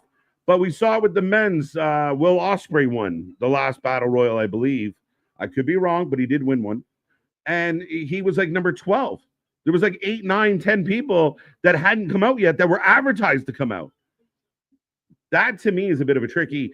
That's like a reverse Rumble, right? Like it's like a Russo booking. Tackler with a roll up. 2. This is really flat, guys. Generally speaking, I'm a fan of AEW, but nothing to make me want to drop a Benjamin on All In or any of their recent pay-per-views. Oh, Anna Jay and Penelope. I'm not complaining. And they just fight off. This whole, has anyone ever been in a fight where you you were able to do a 100-meter dash while fighting? A lot of fights are pretty close to stationary.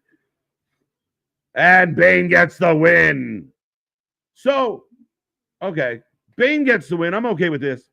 But all this shit of just like fighting to the back, MJF and Mark Briscoe just did it last segment. The match was just about to end.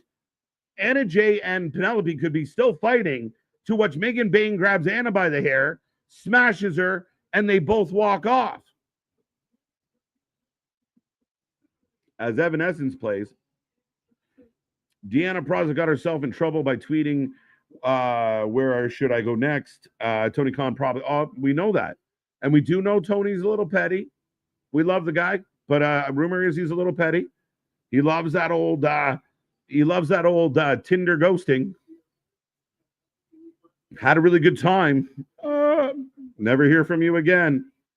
Fuzzy, what? This has been like the most over thing of the chat tonight. There you go. I love it. Fuzzy Wuzzy. So we go to the commentary team as they pitch to a commercial. That was odd. All right, ladies and gentlemen, I'm going to do something I haven't done in a long time here on the channel. Let's get a word from our sponsors. We got over 100 people. I better have close to 100 likes here, unless 20 of y'all are just watching in a bad mood. I need 11. I need 11 likes, but a word from our sponsor.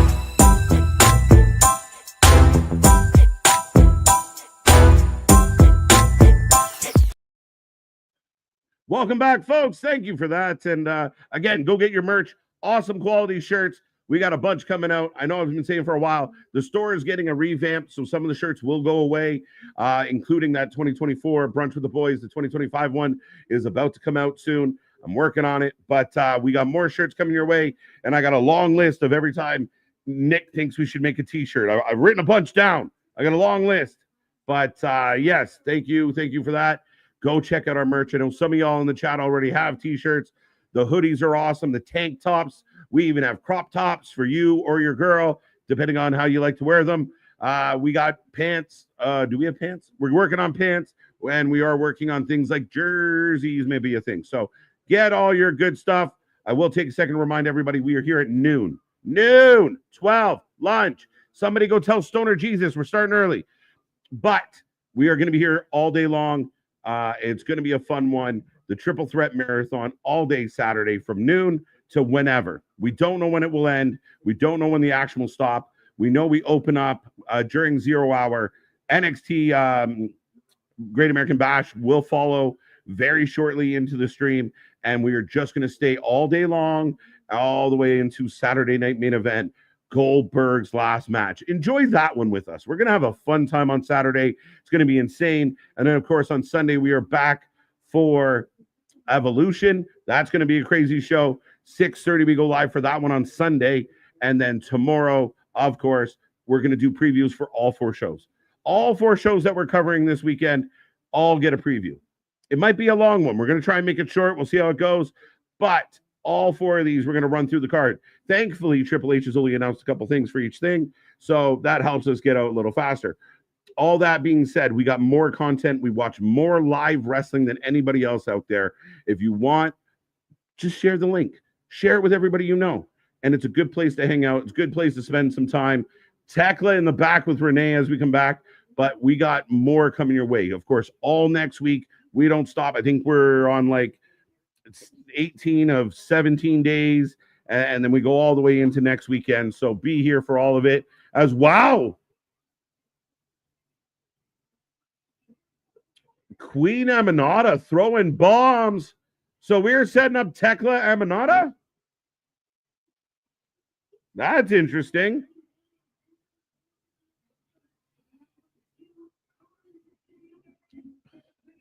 There's Brisco. He got away from MJF.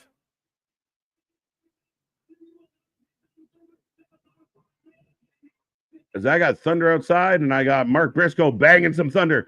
This is a guy that should be in the mid-card title scene consistently. The fans fucking love him. Look at Renee. Look at Renee. This is so good.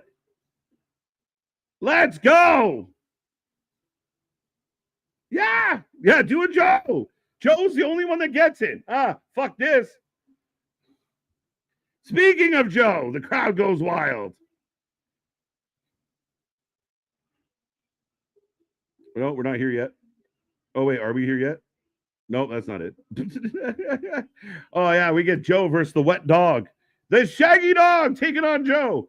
I will put a poll up for this one. Y'all let me know who you're taking, and why is it Joe? This match should last about 6 seconds. It goes any longer than 6 seconds, we're being ripped off. Plus, shout out to Joe, Twisted Metal Season 2. Looking forward to it. Why did I think Raquel was in? And Yuta coming down from where the fuck are you? The hair in his eyes is apparently making it hard for him to find the ring. It's crazy.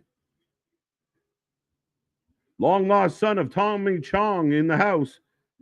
Catch it, Napa, catch. With your teeth. Points for those who get the reference. That's funny as shit.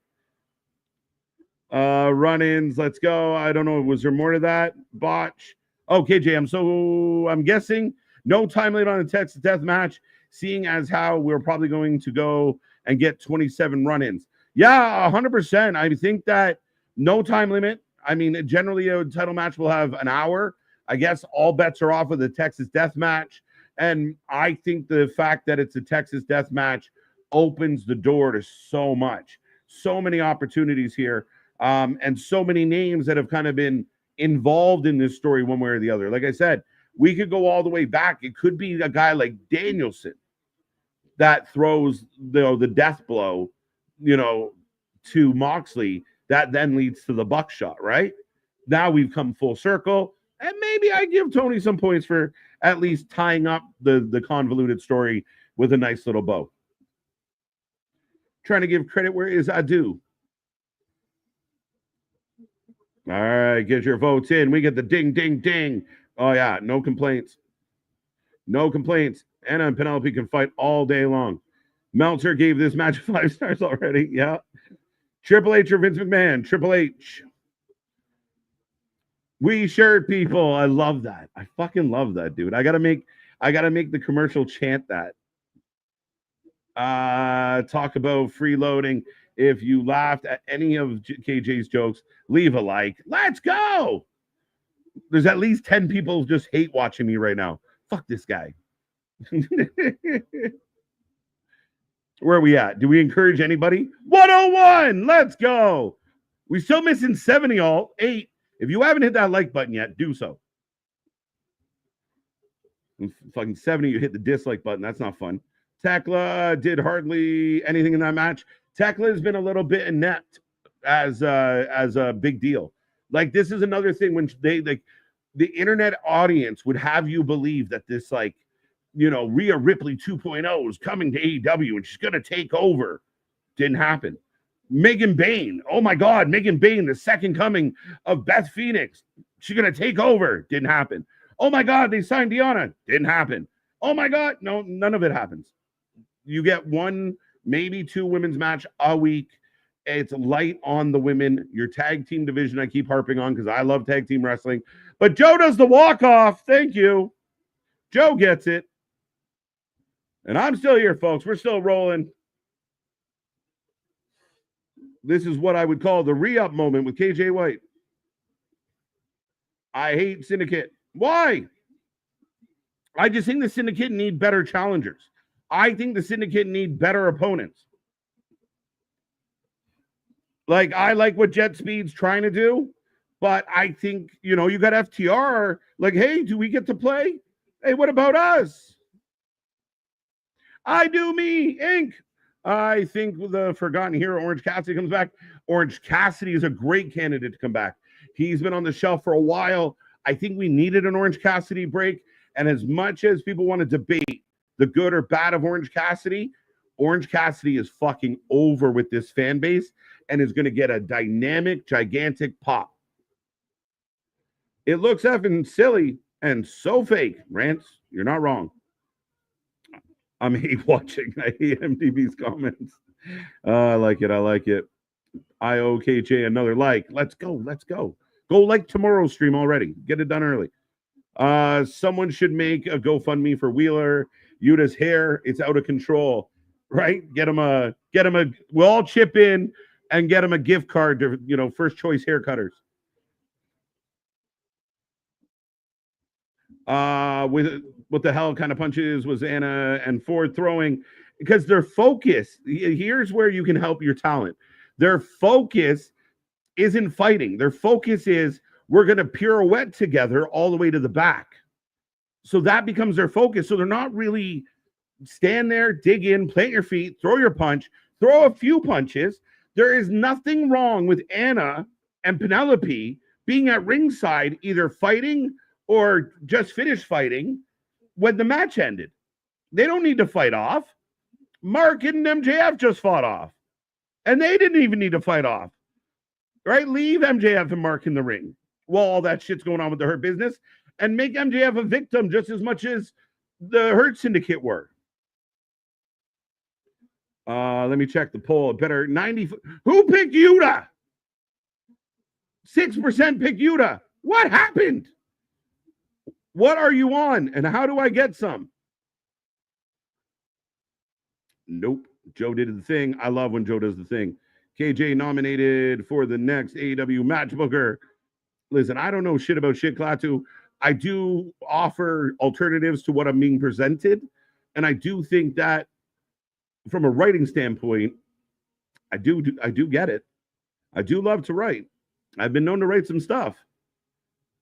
But it's a struggle.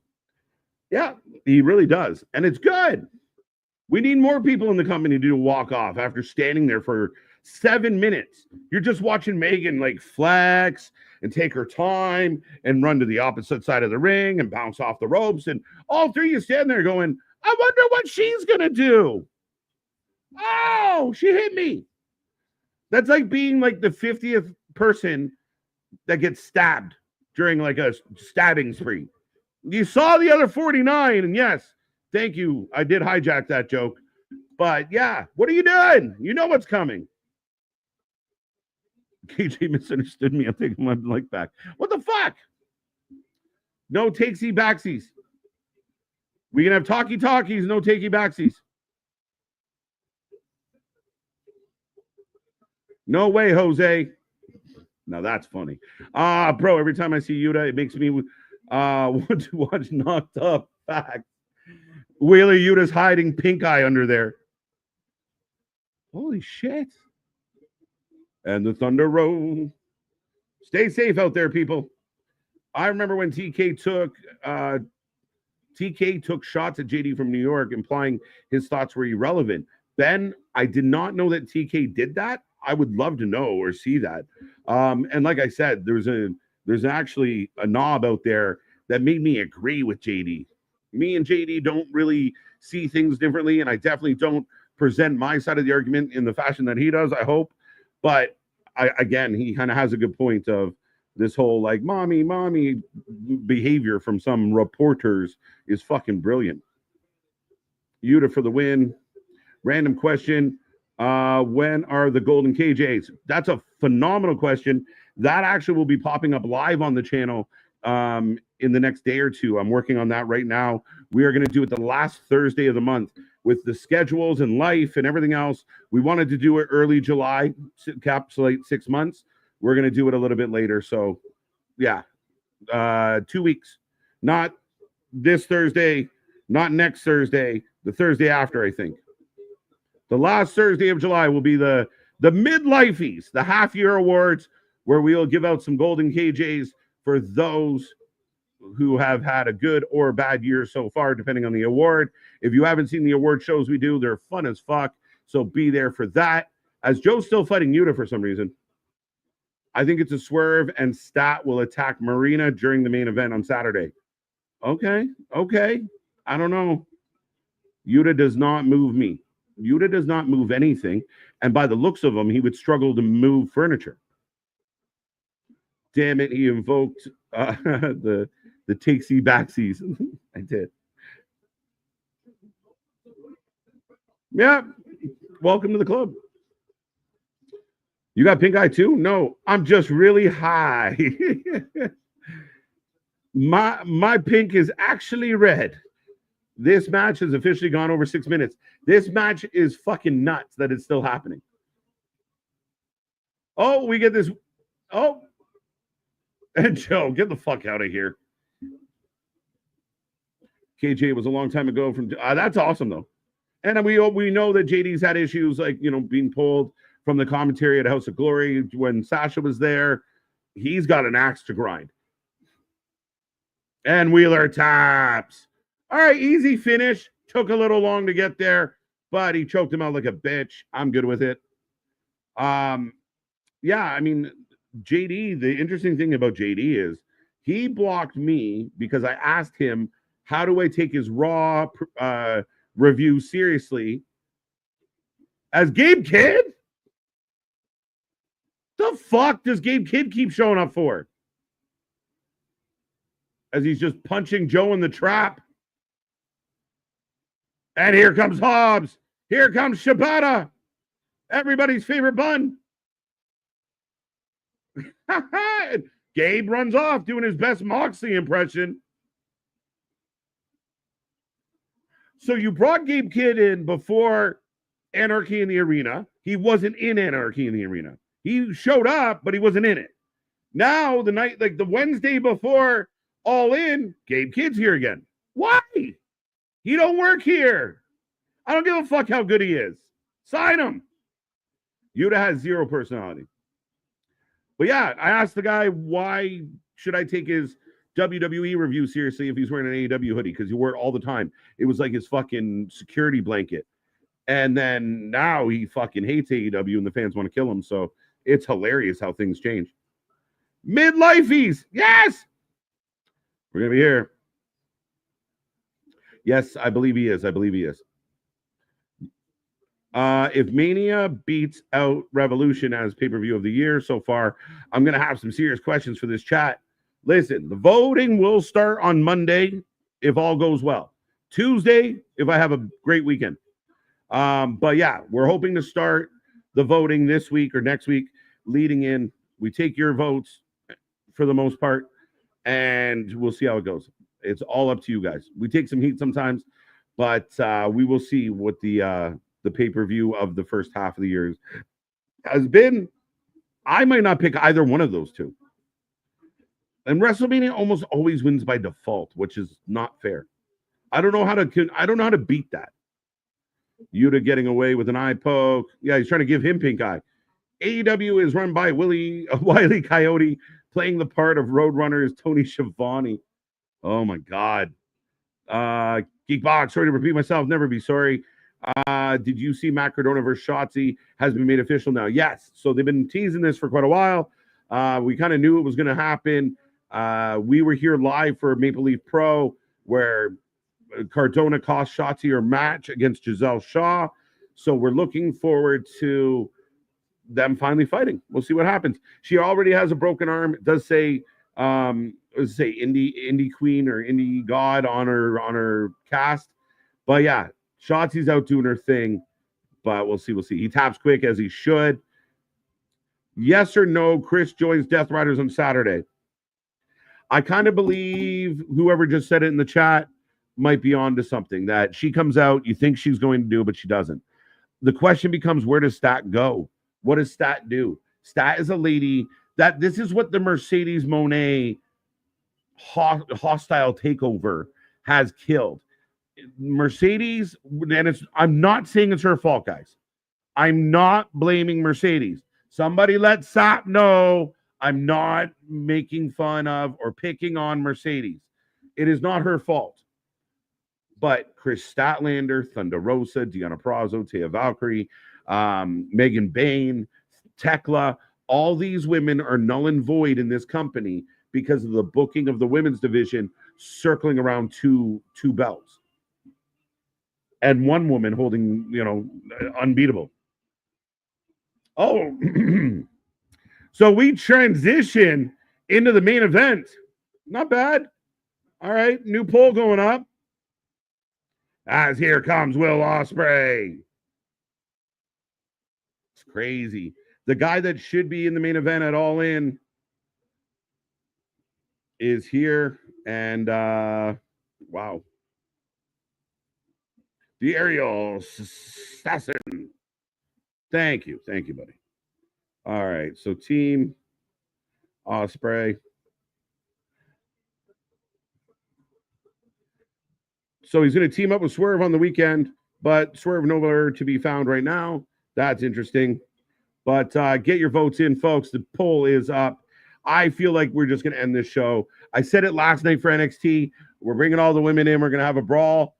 Same thing here tonight. We're bringing all the dudes together. They're going to be a brawl. Swerve will pop up. This person will pop up. Everyone's going to pop up. Does Pac pop up? That was certainly a match. Gabe Kidd replaces Pac. But make it official. Like this cameo shit doesn't work for me, brother. Shabrata bread. I like Hobbs. I'd like to see them push him or either release him. I think he's great in TNA or NXT. Botch, I'm with you on that. I really liked the vignettes they were doing where he was talking about being from the streets and talking about his life and witnessing. Was it his brother that got shot? I apologize, but somebody in his life had their life taken, and he talked about that. And remember the Book of Hobbs? To me, that had so much legs, and it never even got out of the gate. It never got anywhere. I think Hobbs is a great talent. I think that's a guy that if you were booking him like a beast, if you were booking him like a Brock Lesnar, early day Brock Lesnar, where Brock just showed up and fucked everyone up, didn't give a fuck who they were. That's what Hobbs has the potential to do. But in this company, the big guys don't get a lot of love. But Hangman Page is here, trying to get the crowd going. Thank God Ospreay threw his hands up too. You got your number one contender babyface in the ring, and the guy standing next to him is more over than he is. I mean, it could happen. But here come the EVPs.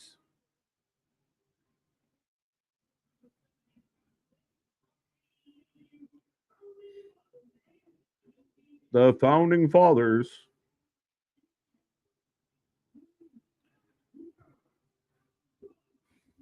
On your EVPs,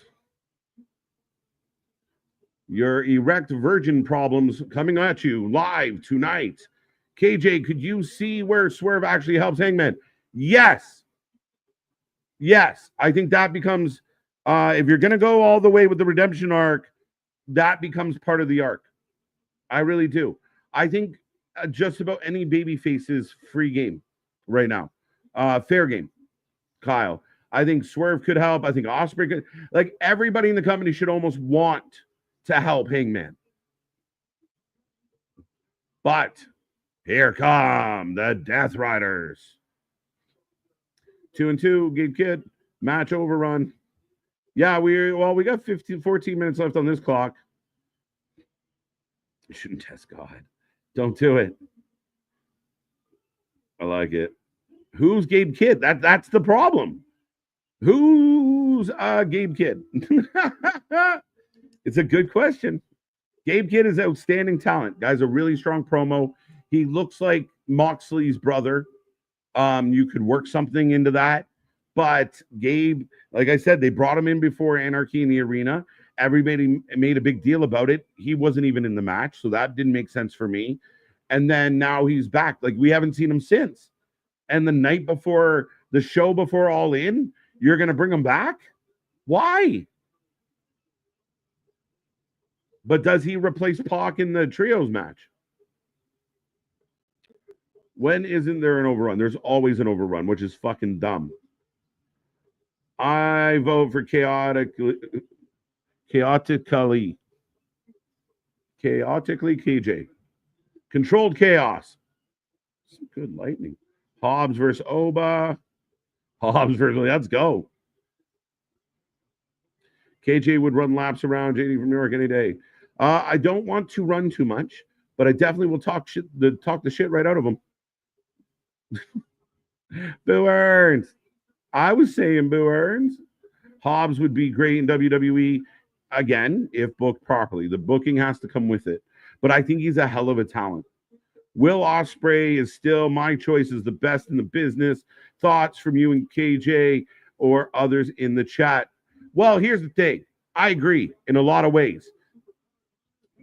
I don't know about in the entire business, and it depends on how you look at it, but he is the best talent in AEW. He is the heart and soul of AEW in 2025. He should be carrying the flag for AEW in 2025. To me, you're missing the boat. You've gone 7 months into 2025. You're going into your biggest pay-per-view, and you're trying to get us to focus on Hangman. Ospreay's over. Ospreay's so over. And Ospreay rarely, if ever, gives you a bad match. But Hangman jump starts, and the rest, the other three hanging back. I don't know what this crouching decision is.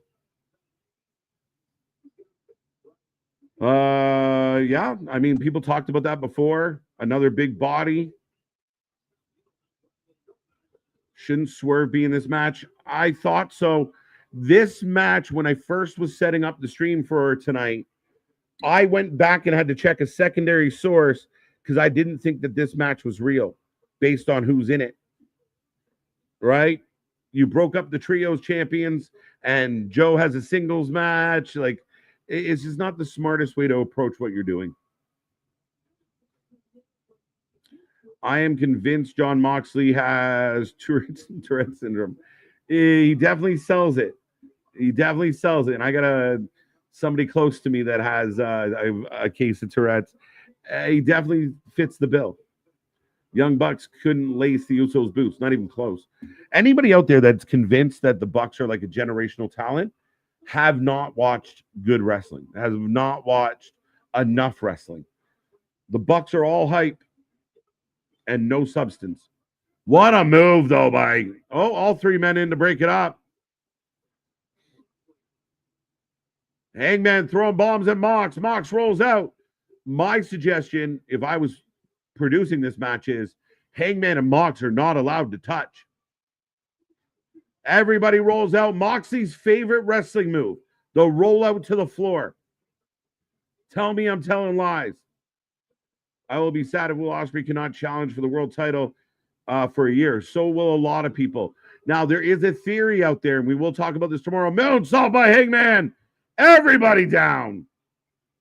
There is a thought that if you're giving the belt to Hangman and they lose to the Bucks, it protects Hangman for a year. Or if Darby comes in and wins it, it protects them. But you should never, like, if you have to do that to protect, then the belt's on the wrong guy. Am I incorrect in thinking that way? I thought that Mox for a sec when Gabe hit, they look the fucking same. They really do, Rance. So write it into a storyline and make it count. Don't have them just pop up like once in a while. Like, make it matter. John Moxley, a.k.a. Dean Ambrose, a.k.a. Mr. No Cell. It's embarrassing. I said it. Worst AEW champion in the history of the company. Hobbs versus Alex Kane and from MLW. Great. Get the reason why you would think that. 2 hours, 0 hour for All In. Yes, Safit, we will be here live at 12 noon on Saturday, covering all the stuff. We're going to be here all day. They haven't announced any matches for 0 hour that I know of yet.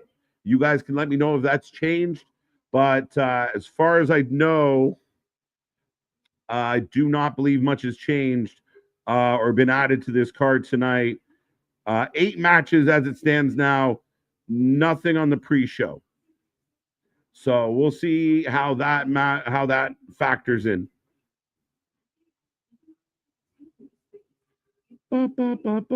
Team Osprey gets 80% of the vote, or 76 now. That's for MDB. Yes, my uncle on my dad's side has Tourette syndrome. When we were kids, we thought it was hilarious. But as we got older, we still thought it was hilarious. I know it's horrible. Again, if laughter is the best medicine, and if you can't have a sense of humor about yourself, what can you really do? And that's what family is the best for, is if you got something that's wrong with you, they're definitely going to tell you about it ad nauseum and think it's funny. So, yeah, I mean, I get it, and no shade to anyone out there struggling with Tourette's. However, it's one of the more, I'm sure it's annoying for the person, but yeah, it's one of the more comical disorders. I kind of want Mox to win. I'll tell you, I'll be honest with you, Botch. The person I know was actually one of the best goalies I've ever been around.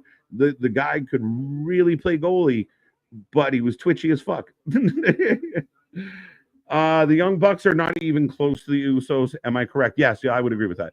The Usos, I think the Usos would have a better legacy if we weren't looking at them like right now.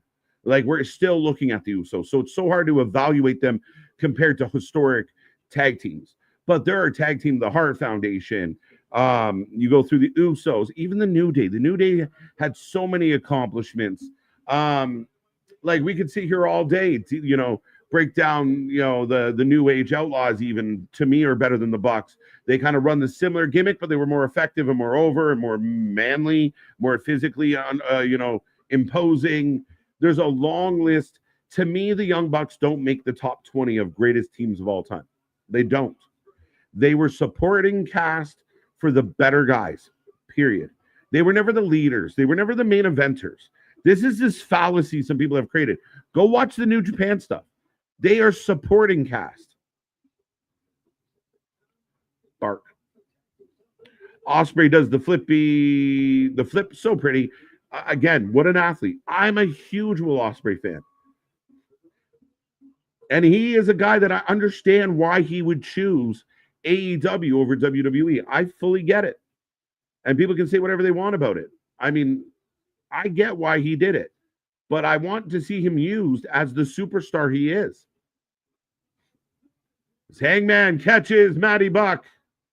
And again, this is just an Adam Page showcase here tonight. Hangman's doing all the shit he's going to do on Saturday. Oh, as he comes down on Claudio, catches the foot.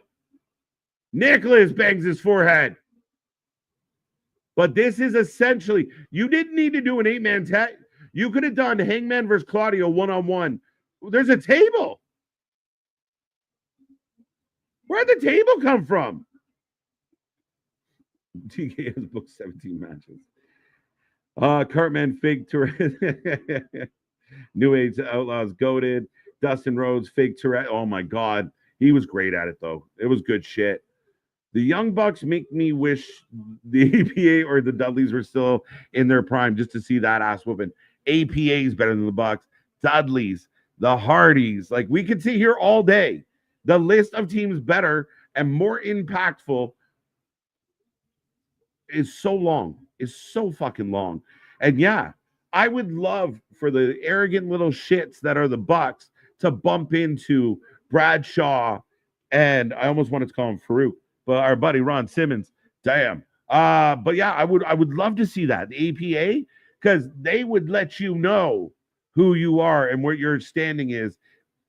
And that's just the way it is. But anyone out there that, the Bucks are like the best tag, fine. Everyone can have their favorite. I don't want to shit on someone's favorite, but they're not what you think they are. The Usos are part of one of the best wrestling stories ever. The Bucks are part of the horrible AEW storylines. You're not wrong about that.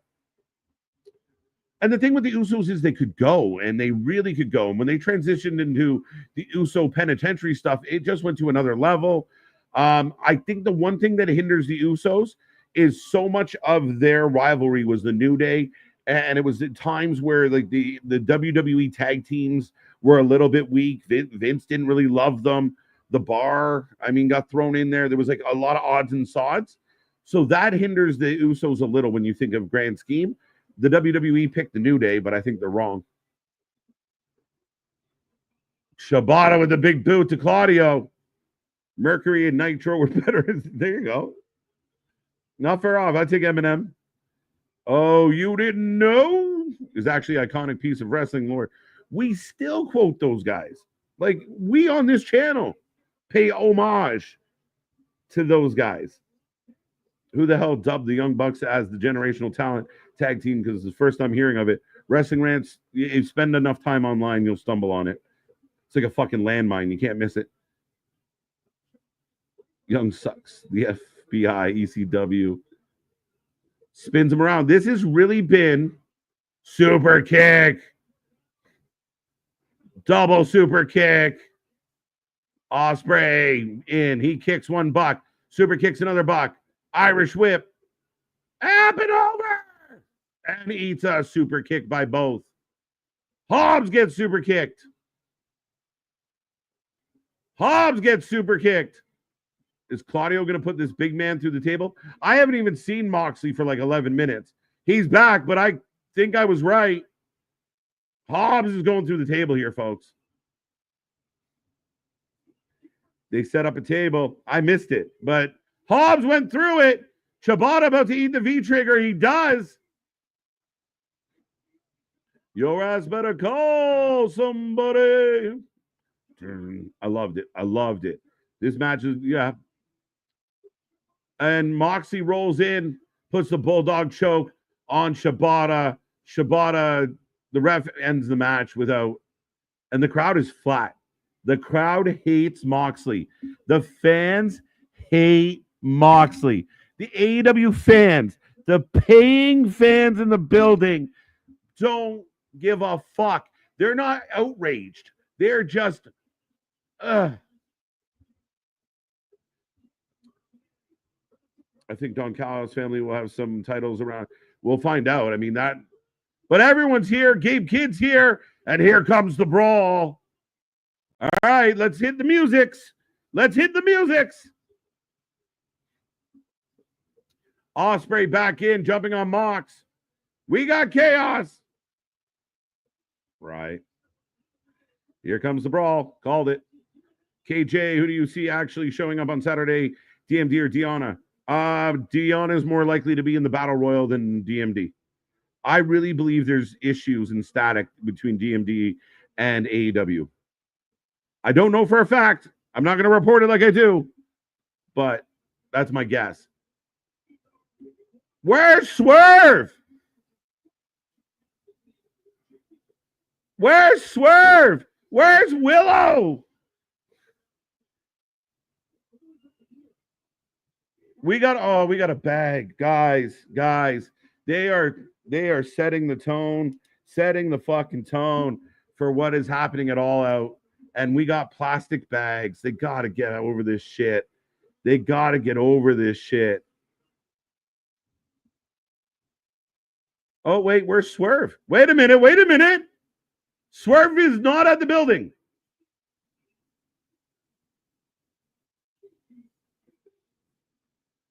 They literally got this man cutting a promo with the engine running. The reminder. They're going to fuck up the Bucks car, right? Where's Jaw? Where's Jaw? That's the best shit ever. Where's Jaw? So Swerve is in a tractor and he's cutting a promo and all the bad guys stop their bad guyery. I made that up. Oh, he's got it. Yeah, here.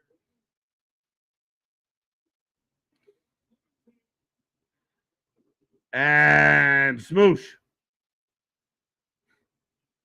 I'm starting to think the Bucks might go over it all in. Swerve's house. Stone Cold, yeah. Now, I'm okay with this, but oh.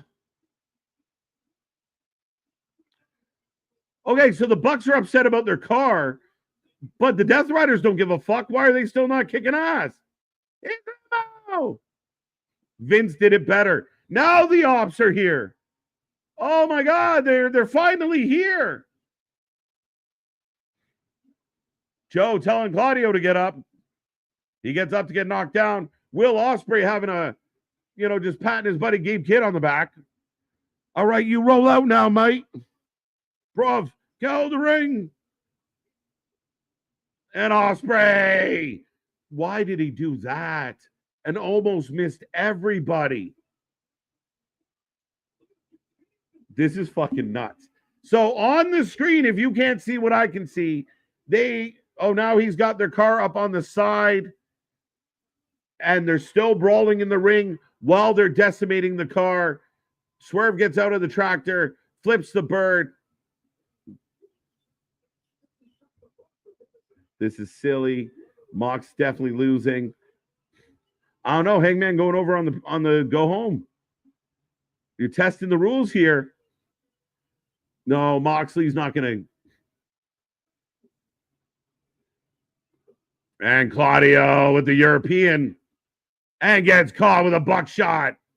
And Moxley Page face to face. I think we all called it.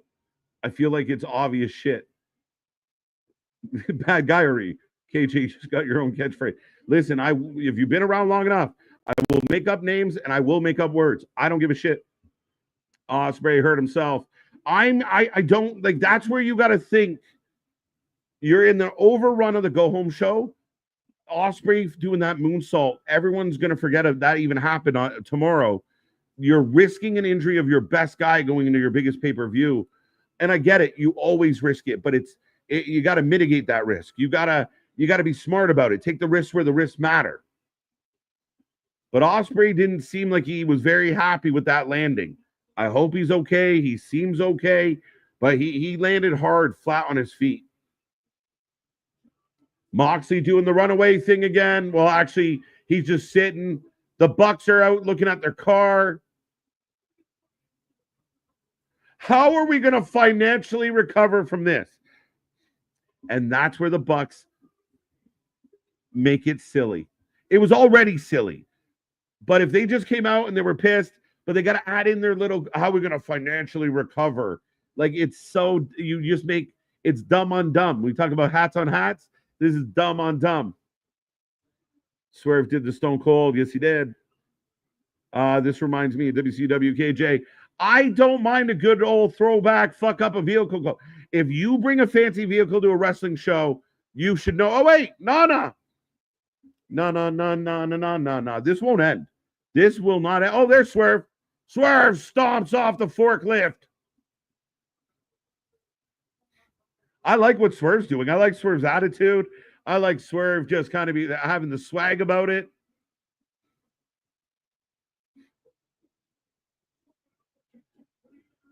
But this is one of those shows that wasn't very good, but because they did that at the end, the tribal guys are going to be all like drying off their napkins and giving this show a 10. So where do I place my attention? Yeah, good point. Bad guyery, 2025. Hey, Webster. So Hangman's in the ring.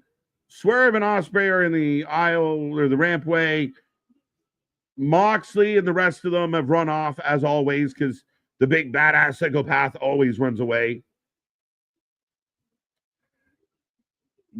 As we seem to be finally, this will not end. This will not fucking end. All right, finally, we're off the air. All right, ladies and gentlemen, that is Dynamite. That is the show. That is the go home. 2 questions. What is your rating out of 10? As we always ask for every single show. Second question. Did that help you get more excited for All In? Are you status quo or are you less? Those are the 2 questions. What is your rating and how do you feel? And we'll start with Mega, 7 out of 10. If I got a quarter for every run-in main event, I'd have a lot. Yeah, I would too. Yeah, I hear you. The only way to win a Texas death match is by submission or knockout. Yes. Yes. Okay. I don't know. The rules vary. We've seen the same stipulations have different rules. So, yes, I'm going to agree with you. 1 out of 10. AEW's best part was Tony Storm's promo. Wow. Dale ain't fucking around tonight. Dale, the OG, says 1. 6.5. I'm closer to Damien. I'm about a 6. A lot to be desired. Not a lot of excitement. The in-ring was meh. Joe Yuta, nobody cares. The Fatal 4 with the women was sloppy, clunky, overbooked. It didn't have to go the way it did. What else did we get in ring? Ricochet. Who did Ricochet? What happened with Ricochet tonight? I feel like Ricochet did something. Oh, Ricochet won. I do like Ricochet with the gates of agony. I think that's fucking awesome. If they can run that, you let him be arrogant and you can push him up the like. If Adam Page wins, a heel Ricochet running his mouth with that kind of backup works. The Bucks are so unserious, and this is what I keep saying, Richard. I don't compliment the Bucks much. You guys are fully aware of that. But the Bucks can't help but be childish. They're childish in how they present. They have a good idea.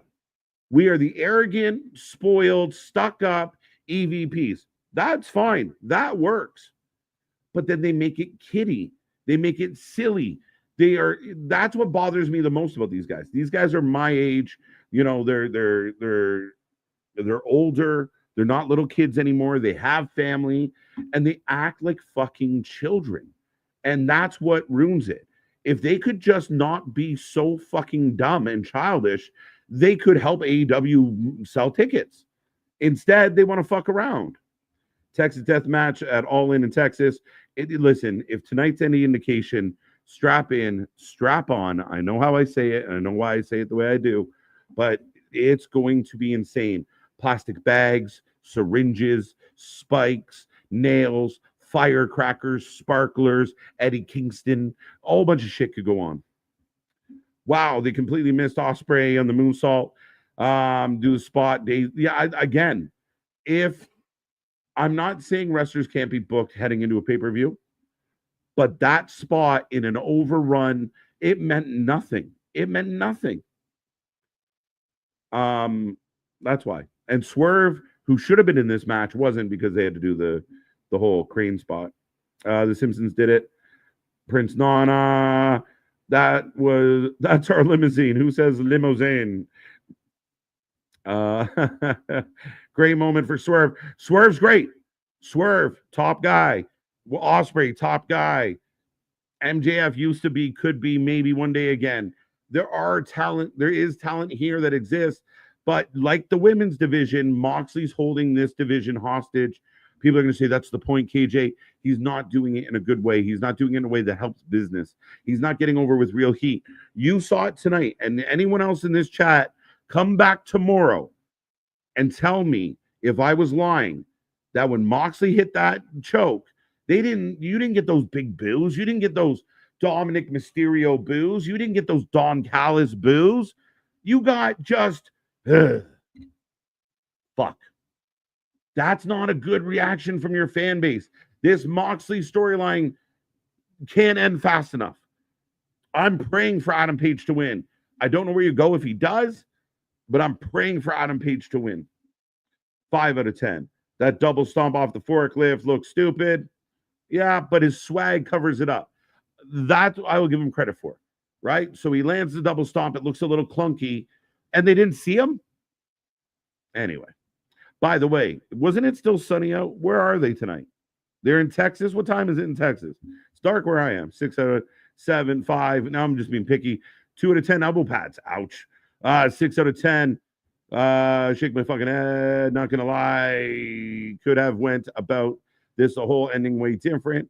I wish, as a wrestling fan rants, and again, there's so many people that know wrestling better than I do, but even I feel like I could sit down and just write a better way to get to the end. Same people, same concepts, same angles, just a better way to do this. MJF felt feckless tonight and useless. Mark Briscoe was a highlight for me. Toni Storm and Mark Briscoe stole the show for me tonight. 6 out of 10, 5.5. More excited. Fair enough. 6. I think, are you more excited just because you're like, oh my God, shit's going to happen? Like blow torches and fucking drones dropping bombs. Like all the shit's going to happen. 6. I'm with you, Damien. I'm going to go 6. I'll go 6. I'm going to be nice. There was some fun stuff. 4 out of 10. I am at a loss with the product, so I don't know what's happening.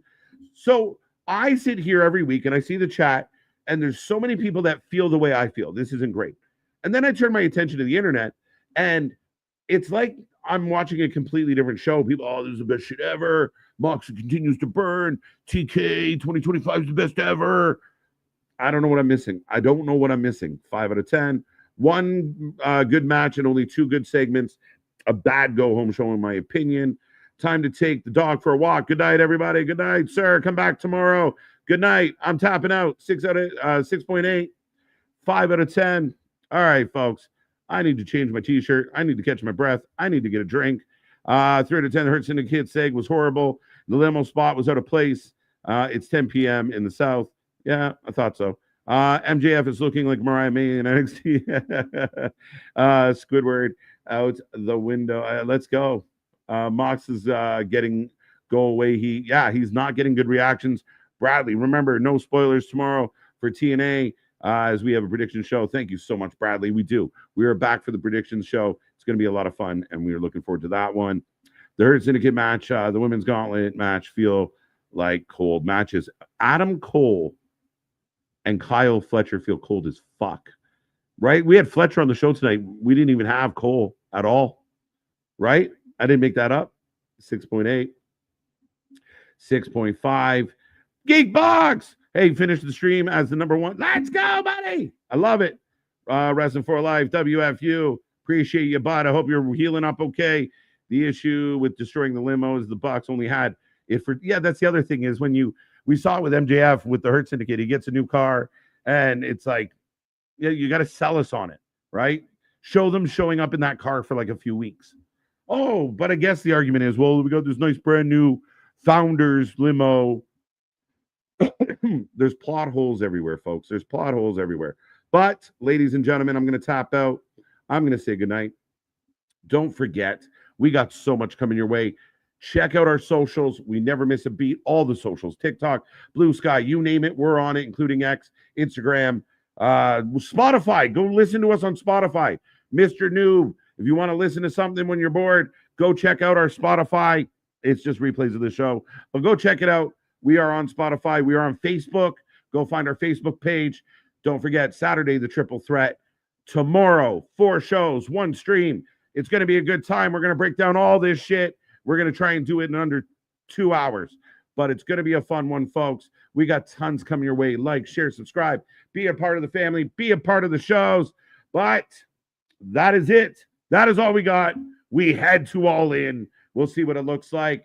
On behalf of Anthony, on behalf of Big Nick, I am KJ White. Have a good night. See you on the flip side.